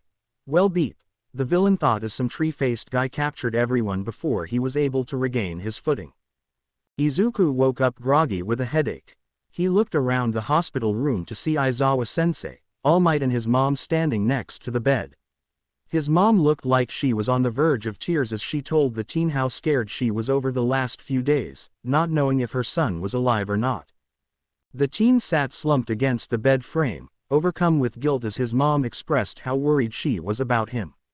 I'm fine, Mom, he told her, seeing as he really was perfectly fine, if not a bit hungover. Inko then fixed him with a glare before saying, Izuku, I was just about to go to work when I got a visit from your teacher who told me that you were kidnapped.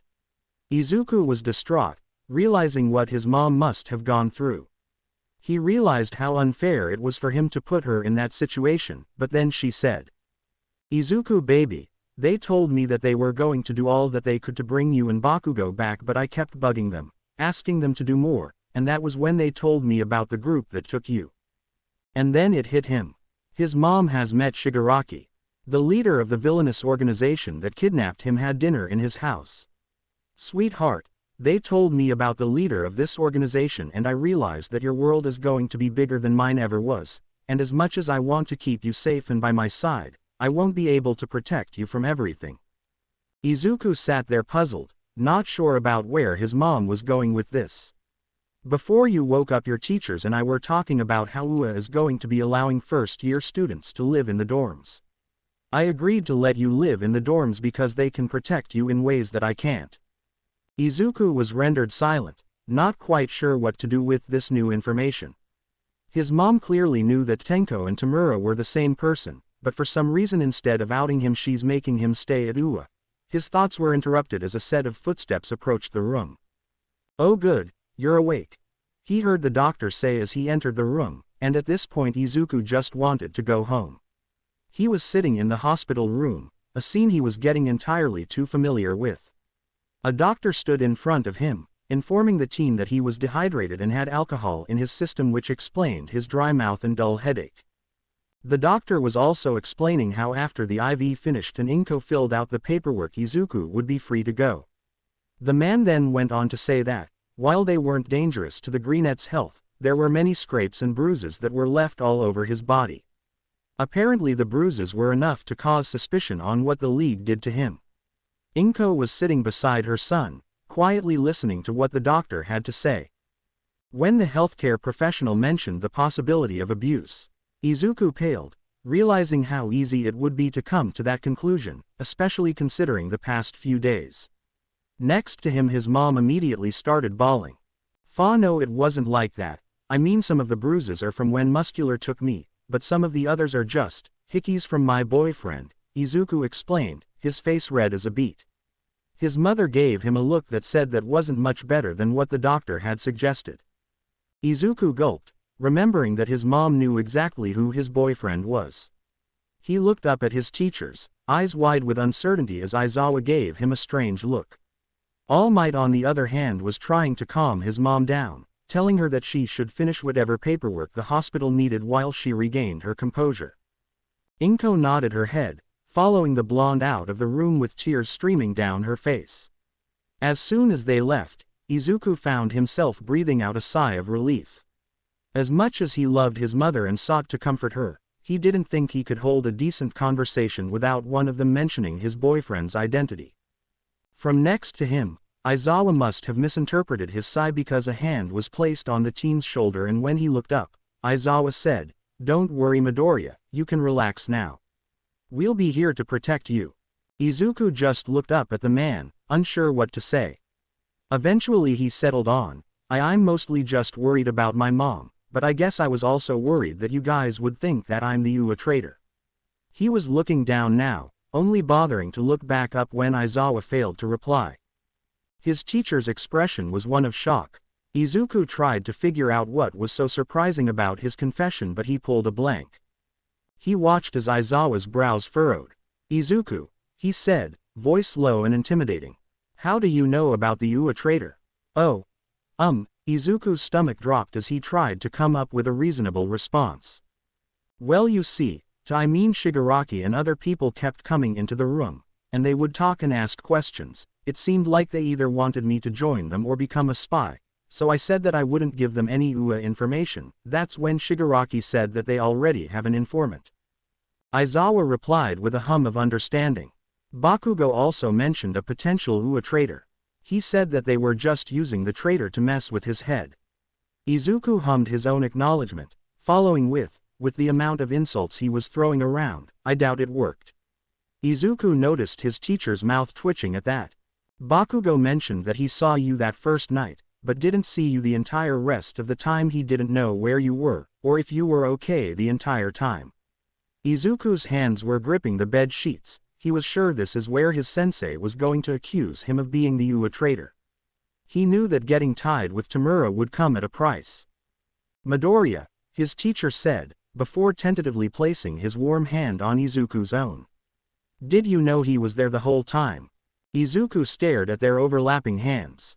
He let the muscles in his tight grip loosen as he realized that the hero was giving him an out. He wanted to hear Izuku's side of it instead of straight up accusing him of hiding something. The teen took a moment to feel the air expand in his lungs before he spoke. He didn't look at the man sitting next to him, just down at his free hand as he played with the stitching. Yeah, I knew he was there. They kept us in different rooms though. My room didn't have any windows, and all the food was dropped off through warp gates. Everyone came in through a door that led into a hallway. His voice was always loudest whenever the door was open, so I knew he was alive at least. Aizawa nodded but didn't speak, so Izuku just continued. The League would come in and complain about him too. Shigaraki said that they were trying to convert him. The man's brows furrowed at that, his black locks framing his pensive face. And they just told you all of this? He asked. The teen nodded, deciding to elaborate with, they treated me better than Kachan cause I went willingly. Aizawa's eyes shot wide open and then he pinched the brow of his nose telling Izuku to please elaborate. Izuku kept his eyes down, not sure if he would be able to keep his composure with the hero's eyes staring into his own. Muscular had found Kota in the woods and I couldn't beat him, so I proposed a trade. I don't think he had any intention of keeping his end of the deal, kept making suggestive remarks. A shiver ran down Izuku's spine and in a comforting gesture Aizawa rubbed his back in a circular motion. Something the man probably did more as a hero rather than a teacher. Either way it helped. When we got to the hideout Tomura saved us, he killed Muscular. After Kachan showed up they let Kota go. I just figured I could survive long enough until you found out where we were. I mean it wasn't too bad. At first Kachan kept trying to fight Tomura, but then they put me in a room where I waited until Shigaraki showed up. Izuku mentally cursed himself, realizing that he had messed up on the name a few times. He hoped it came across more like he was nervous, and not like he was fraternizing with the enemy. At first it was just him, but then some of the other members came and Izuku stopped himself, trying to think of the right words to say. Did you know that most of the League members are homeless? He asked, finally meeting the hero's gaze. Aizawa was visibly confused, but his expression showed no indication that he wanted the teen to stop. I think most of it stems from quirk discrimination, but a lot of them were kicked out or ran away from home, and the ones with more visible or dangerous quirks mentioned having a hard time finding and keeping jobs. Aizawa let out a sigh like he was going to say something, but Izuku held up his hands. I'm not saying I want to join them or support them or anything, I'm just saying, and suddenly Izuku was shy, do you think that there's any chance we can save them? Izuku breathed a sigh of relief once he and his mom were seated in the backseat of the taxi meant to take them home. Part of him was relieved to share some of last night with his teacher, but there was still so much left unsaid. He hadn't mentioned his previous relationship to Tenko, though he doubts the name's slip-ups went unnoticed but the hero. Either way, Aizawa didn't comment on it. Izuku couldn't figure out just yet if that was a good or bad thing. Izuku had been anxious throughout the whole interaction, not just because his teacher could definitely decide to tell the Hero Commission that he's the Ua traitor, but because he was deliberately trying not to mention his interaction with All for One. A strange sense of dread washed over him the moment he entered the man's room of choice, like a danger warning going off without him knowing what he was supposed to be afraid of. The man, if you could even call him that, was big and intimidating even in his chair with tubes and wires hooked up to different places in the room. Izuku suddenly understood why Tenko had kept this from him, and why his boyfriend was so reluctant to disobey the man in front of him. All for One spoke in a deep voice. One that was unnerving in a way that made the teen want to puke, thought that could have been the alcohol. A choice drink that Izuku was now regretting. Huh, he said, once he realized that he wasn't paying attention to what the man had said. I asked you why you wish to become a hero. A powerful quirk like yours would prove useful to our cause. Tomura clearly cares for you, and considering you haven't escaped or tried to contact any heroes yet, you also care for him. No, I don't, it's just that, Izuku wanted to deny their relationship, remembering something that Tenko had said about weaknesses, but the sentence died on his lips. No need to deny it, boy. I'm offering a way for you to help us without you having to fight my successor. In fact, you wouldn't have to fight the League at all. I've seen how they warmed up to you. Izuku shook his head, despite believing the man's words. No, I don't want to hurt anyone, but I can't just betray the heroes. They protect people. All Might literally saved my life.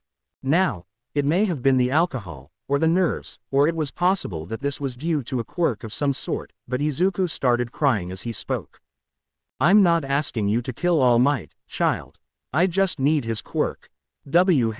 He asked as his tears stopped, because suddenly the world stopped making sense. Izuku instantly fell to the floor and hurled whatever he could onto the blank tile. It wasn't a pretty sight by any means. All for One paid no mind to the mess and instead went on explaining what he meant. He mentioned something about having a brother. One of them had the ability to steal quirks and the other had the ability to pass it on.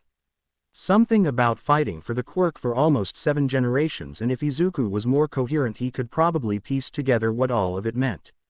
Right now though, all the team could think about was that fact that the man in front of him knew about One for All.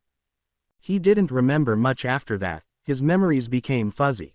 He remembered being moved to a different location and then suddenly he was surrounded by the League. He would have been relieved by the company except Bakugo was screaming at him.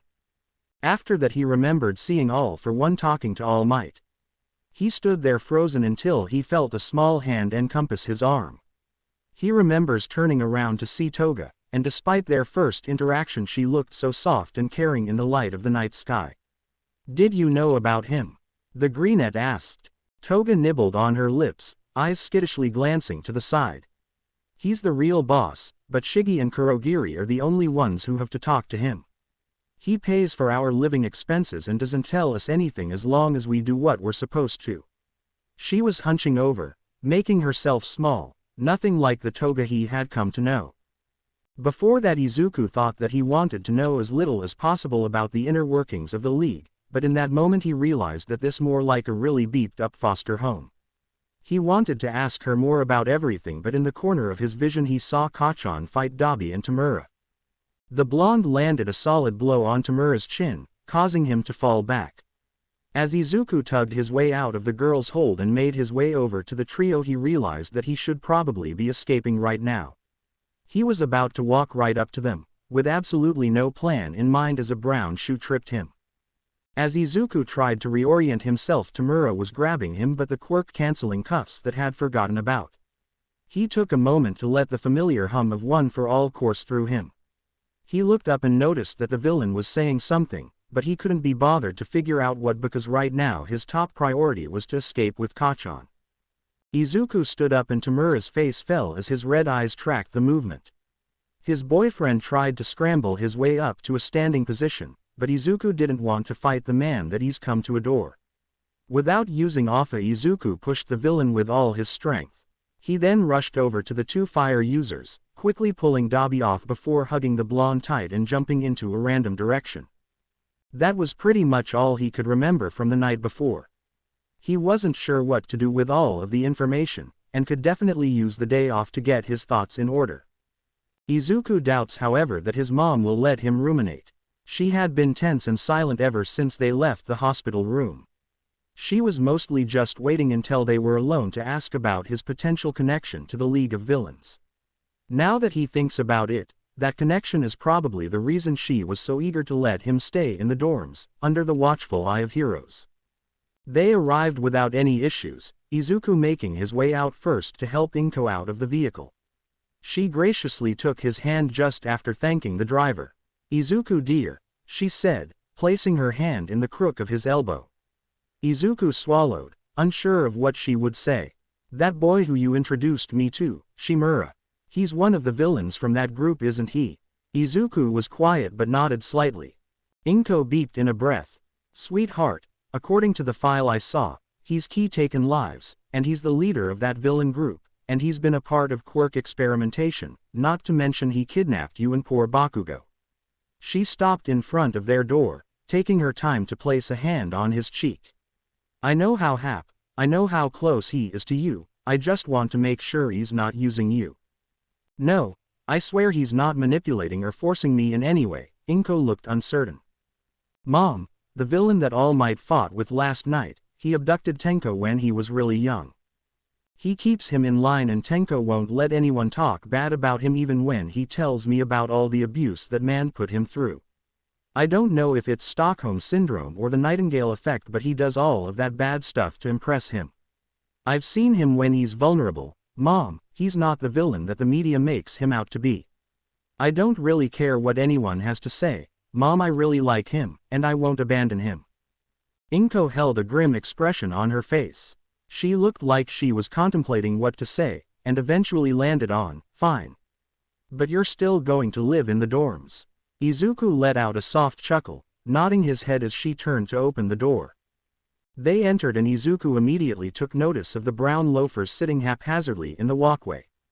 His mom simply took off her own shoes, adjusting the brown shoes when she lined up her own shoes. Mom, the teen questioned as he threw off his shoes and followed her inside. He stumbled into the living room where he was met with a very worn-looking Tenko who was icing the purple bruised cheek. You're here, the teen said, unsure of what else could be said. The older one smiled from his seated position. Hey there, little hero. His mom was then moving past him with a few pills and a bottle of water in each hand. She instructed Tenko to take the painkillers, and though he looked mad about it, he still swallowed them down. He came here last night after the news footage of All Might defeating that villain cut out. Izuku just shot them both a confused look. Tomura spoke up this time. After your precious hero defeated my sensei, Kurogiri took us to some crack house that Dabi's been squatting in. Inko stilled from her spot next to the delinquent. After 10 minutes of those idiots yapping about what we're gonna do next, I couldn't take it. He then looked from Inko to Izuku. They kept looking to me for answers and all I could think about was that weird cold and distant way you looked at me before you knocked me off my feet and took off with that blonde asshole. Izuku watched as his mom quickly chastised Tenko for his language. Anyway, I didn't know what to tell them and I just needed to get away to clear my mind, and I couldn't go back to the hideout because the heroes blew it up. Wait, blew it up? Izuku asked at the shocking news. Tenko just eyed Izuku for a moment like he was trying to figure him out. Bunny, they broke down a whole wall when they barged in. Izuku was hit with a pang of guilt. He had been alone with All for One at the time and was relieved when he had a chance to escape the villain. We tried to hold our own, but they tied us down. As the building was crumbling all around us, we were done for. Long fingers came up to scratch at the scarred tissue of the older boy's cheek. Without thinking, Izuku came to his boyfriend's side and held his hand to keep him from harming his skin. Izu, I don't think we would have made it out if it wasn't for Sensei. And then All Might showed up and ruined everything just like usual, and for some reason I'm the one getting all the heat for everything. Izuku sighed, letting his thumb caress the skin on Tenko's hand. From the League's point of view, they were just playing a game with their friends when a bunch of heroes stormed into their building in what was essentially a home invasion. They had no choice but to fight to survive. Look on the bright side, Izuku said as he tucked one of the blue locks behind his boyfriend's ear. At least this time you're getting recognition for your work. The older boy rolled his head to the side, shooting the greenette with a glare. A bunch of heroes raided my base of operations. My entire party is now homeless. The #1 hero beat up my only father figure, and last night I slept in my boyfriend's superhero pajamas after his mom yelled at me for an hour for being irresponsible and kidnapping her son. There is no bright side. Oh, you poor thing, Izuku's mom said from her spot next to his boyfriend. She leaned closer, placing one hand on the villain's shoulder and another on his unblemished cheek. No one should have to go through that, especially someone who's been nothing but sweet to my baby. Though I do stand by everything I said last night. Tenko blushed, glancing at Izuku and then back at his mom until his eyes shifted downward, landing on a spot on the carpet. I'm sorry about taking him away without your permission. I didn't consider how the situation would affect you. To the greenette's surprise, the older teen sounded genuine as he apologized. Inko's face softened. She did a once-over of her son saying, "I got him back, that's what matters," before returning her attention to the injured adolescent. "And Shimura, I want you to know that you're always welcome here." Izuku did his best not to laugh as the tall man's lip quivered, clearly unsure of how to deal with the woman's kindness. His mom seemed to notice their guest's unease. "Don't laugh," she said pointedly at her son before looking back at the light-haired boy. "You're a sweet young man. Now, I know about your past, and I won't tolerate any unsavory acts under my roof. That being said, you're young and you're still figuring out your life. You deserve a break. You can stay here for as long as you need to, I won't tell the heroes." Izuku was genuinely surprised at his mother's generosity, but what surprised him even more were the tears that sprang from his partner's eyes as Inko brought him into a hug. He clung to the woman's soft embrace, thanking her. Izuku's eyes widened. He was once again shocked by the woman's altruism.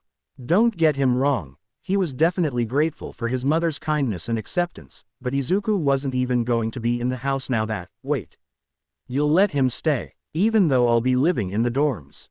Lifting his wet face from Inko's shoulder, Tomura glanced at the greenette. Dorms, he repeated as the woman nodded her head. Of course he can stay, sweetheart. I'm not going to toss out a kid in trouble. This time it was the younger boy's turn to reach out for a hug and thank her. The boy next to them interrupted their sweet moment with a rushed, "I don't want to put you out, Miss Midoriya. I only came 'cause I wanted to make sure Izuku was safe, I didn't want to intrude."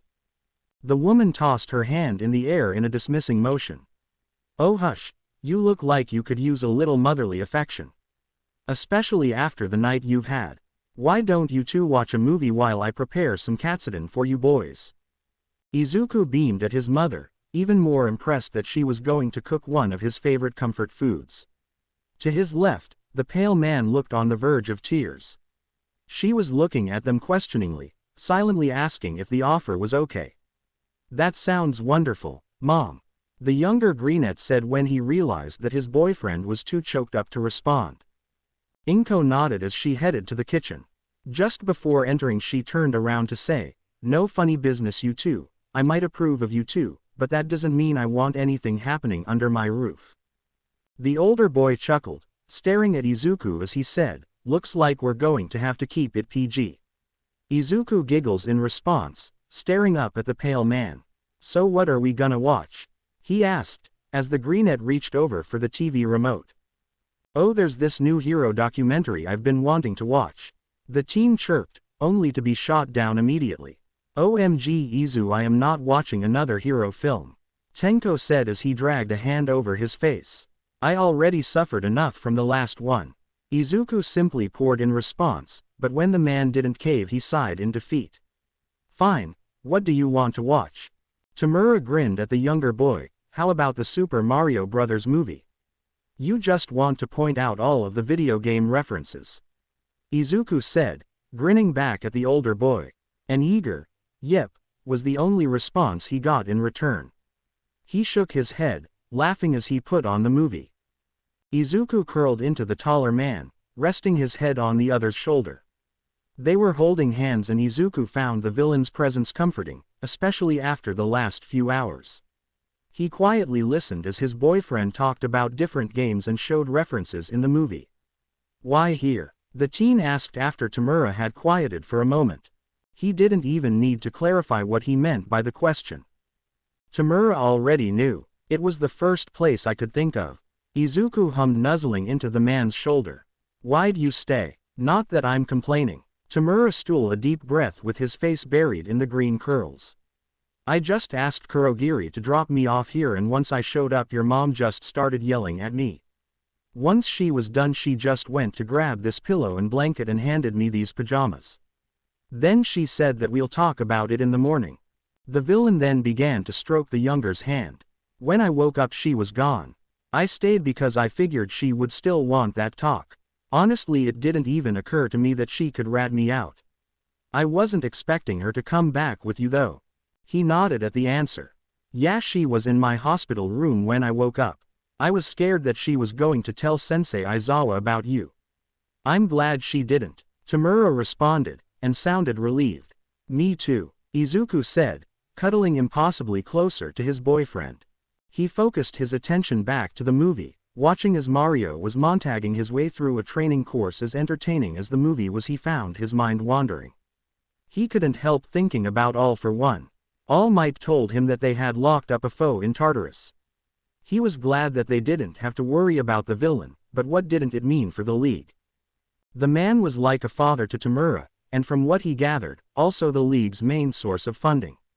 Izuku began to play with Tomura's arm, his hand slowly caressing the pale skin. So what was that look about? The taller boy said, interrupting his thoughts. Just before you left last night, you had a weird look on your face. Tomura clarified. Oh, he said in understanding. He paused for a moment, trying to think of the right words to say. Did your sensei ever tell you about his quirk? Tomura's brows furrowed slightly. He nodded slowly but didn't clarify any further. He told me a little about it before the heroes showed up. Is it true? Can he really just take a quirk? This was the question that Izuku had been fretting about. If Tomura's sensei really could steal a quirk, then he could have, at any point, stolen one for all from Izuku. Which leads the Greenette to believe he doesn't know that All Might had already passed the power to him. The older boy's hand twitched in Izuku's own. Yeah, I've seen him do it before. It's not a pretty sight, but he said I'm gonna inherit the power someday. That's what he's training me for. I don't know. I don't really pay attention to that stuff. Said something about wanting his brother's quirk or something. Tomura was a lot more relaxed about this information than he should have been. Izuku now realizes that he can't just sit back and watch as his boyfriend executes the villain's plans for him. He needs to stop whatever this is before the man can do anything truly dangerous. He sat up, wanting to distance himself from the taller boy so he could properly see the other's reaction as he spoke. Okay, well, you know how I used to be quirkless? He asked, just as insecure as he always is when he talks about the subject. Yeah, was the older boy's only response. Izuku took a deep breath before continuing. Okay, well, I got my quirk from someone else who got it from someone else, and I'm not going to tell you who that person is because they swore to secrecy, but I'm pretty sure the quirk used to belong to his brother, and I'm pretty sure your sensei wants to steal it for himself. And I don't know. I guess I'm trying to ask if you were in on it, cause when I asked Toga if she knew about him and she said that you and Kurogiri are the only ones who really interact with him. His red eyes widened ever so slightly. Oh, he said, before furrowing his brows once more. Izuku wanted to interrogation and ask more questions, but he decided to restrain himself and wait. Judging from the pensive expressions on the other boy's face stopped him. So instead of demanding more information, he held back and waited for Tomura to get his thoughts in order. After a while, Izuku began to worry that he wasn't going to get any response, but then Tomura's expression hardened. I won't let him take it, you know, was the statement he landed on. Izuku didn't respond. He just sat there. A question was written on his face, but which question he wanted to ask? He had no idea. Determined red eyes met curious green ones. Tomura spoke up again, this time saying, your quirk. I won't let him take it from you. Izuku chewed on his cheek. The other teen has already proved that he wouldn't put Izuku in harm's way, even tried to keep All for One from meeting him, but would he really be able to stop the man, to go against him and keep him for his goals? But what about your plans? He asked, staring deep into the crimson eyes, unable to look away. Tomura looked away first, dropping the ice pack to scratch at his neck. Those are his plans, not mine, he said, scowling. His nails were irritating the pale skin. Izuku reached up with his free hand to stop the scratching. Tomura looked back at the younger boy, making eye contact once more. Izuku, I know how much having this quirk means to you, and I know unlike some people you're actually worthy of it. So I won't let him take it. He can use me as much as he likes, but you belong to me. If this were any other time, Izuku would have probably blushed at the possessive statement, but this wasn't a typical conversation. Instead of blushing like he normally would have, Izuku frowned. You would really go back to him? He asked, pulling his hands back. The villain looked almost pained by the action. Izuku paid no mind to his expression though, because All for One was locked up. Why would Tomura go back to the guy and follow his plan if he no longer had to? He's free now, isn't he? I don't know, but if it means protecting you I think I would. I'm not saying I would go on a murder spree, but if me doing what he expects of me keeps his attention on me and not you. The older teen trailed off and Izuku couldn't find it in himself to argue. We wanted to tell his boyfriend that there was no way that man could get a hold of either of them now, unless Tomura knew something that he didn't. I hope it never comes to that, he said, wrapping his arms around the other's waist and placing his head on his shoulder. Yeah, me too, the older teen said, nodding and placing his hands on top of the freckled teen's arms. They stayed like that for a moment, just watching the long-forgotten TV screen. This time Tomura piped up, saying, "But what's this about dorms?" The greenette raised his eyebrows, glancing at the older teen. "Oh yeah, they're making us live in the dorms," he said dismissively before deciding to tease the villain with, "Due to the high number of villain attacks my class has endured." The older teen nodded along before realizing what Izuku said and his eyebrows scrunched up. The greenette stifled a laugh as Tomura turned his head to say, "Wait, that's not fair." Izuku rolled his eyes saying, "That's totally fair. This is what you get for performing villainous acts." Tomura then threw his arms up in the air saying, "How am I gonna come see you whenever I'm bored now?" And then proceeded to slump back against the shorter boy. Izuku simply laughed into the crook between his neck and shoulder, before lifting his head again and asking, "Oh, do you have Discord?" "Of course I do, what kind of gamer do you take me for?" The older teen responded, sending an offended look in the greenette's direction. Izuku rolled his eyes at his boyfriend's theatrics. A simply yes or no would have been enough. After dinner Tomura and Izuku cuddled on the couch some more, under the guise of watching another movie. It wasn't long before the older teen was asleep, curled up against his boyfriend's side. Izuku let the boy sleep, enjoying the warmth and closeness. The moment was interrupted when Inko informed her son that he had to get up early to move into the dorm tomorrow and needed to go sleep in his own bed. Begrudgingly Izuku woke up the sleeping form, telling him, "Hey sleepy head. I need you to let go of me so I can go to bed." The older teen blinked a few times, not fully awake yet. With hooded eyes he scanned Izuku's face before closing the distance between them. Izuku hadn't realized until that moment, but this was their first key since he got back home. He found himself relaxing into the unprompted key asterisk, eager to reciprocate the other's feelings. Tomura's hand came up to the base of Izuku's neck, squeezing slightly as his tongue entered the greenette's mouth. The combined actions caused Izuku's mind to go fuzzy. He submitted himself to the villain's touch. His hands came up to tangle in the periwinkle hair. Tomura must have taken the movement as permission to take things further because suddenly he was biting the hero's lip. Izuku groaned against the man's chapped lips. Izuku pulled back, panting slightly into the space between them. Tomura however began to key down his neck as his other hand brushed against the exposed skin of his midsection. Izuku would have loved to continue being intimate with the Tomura, but he was painfully aware of his mom in the other room, and she was expecting him to go to bed and not have Beep on her couch. Wait, he said, tapping the man on the shoulder. "What is?" the villain asked, clearly still half asleep. Izuku smiled at the soft expression. "We can't do anything tonight, baby.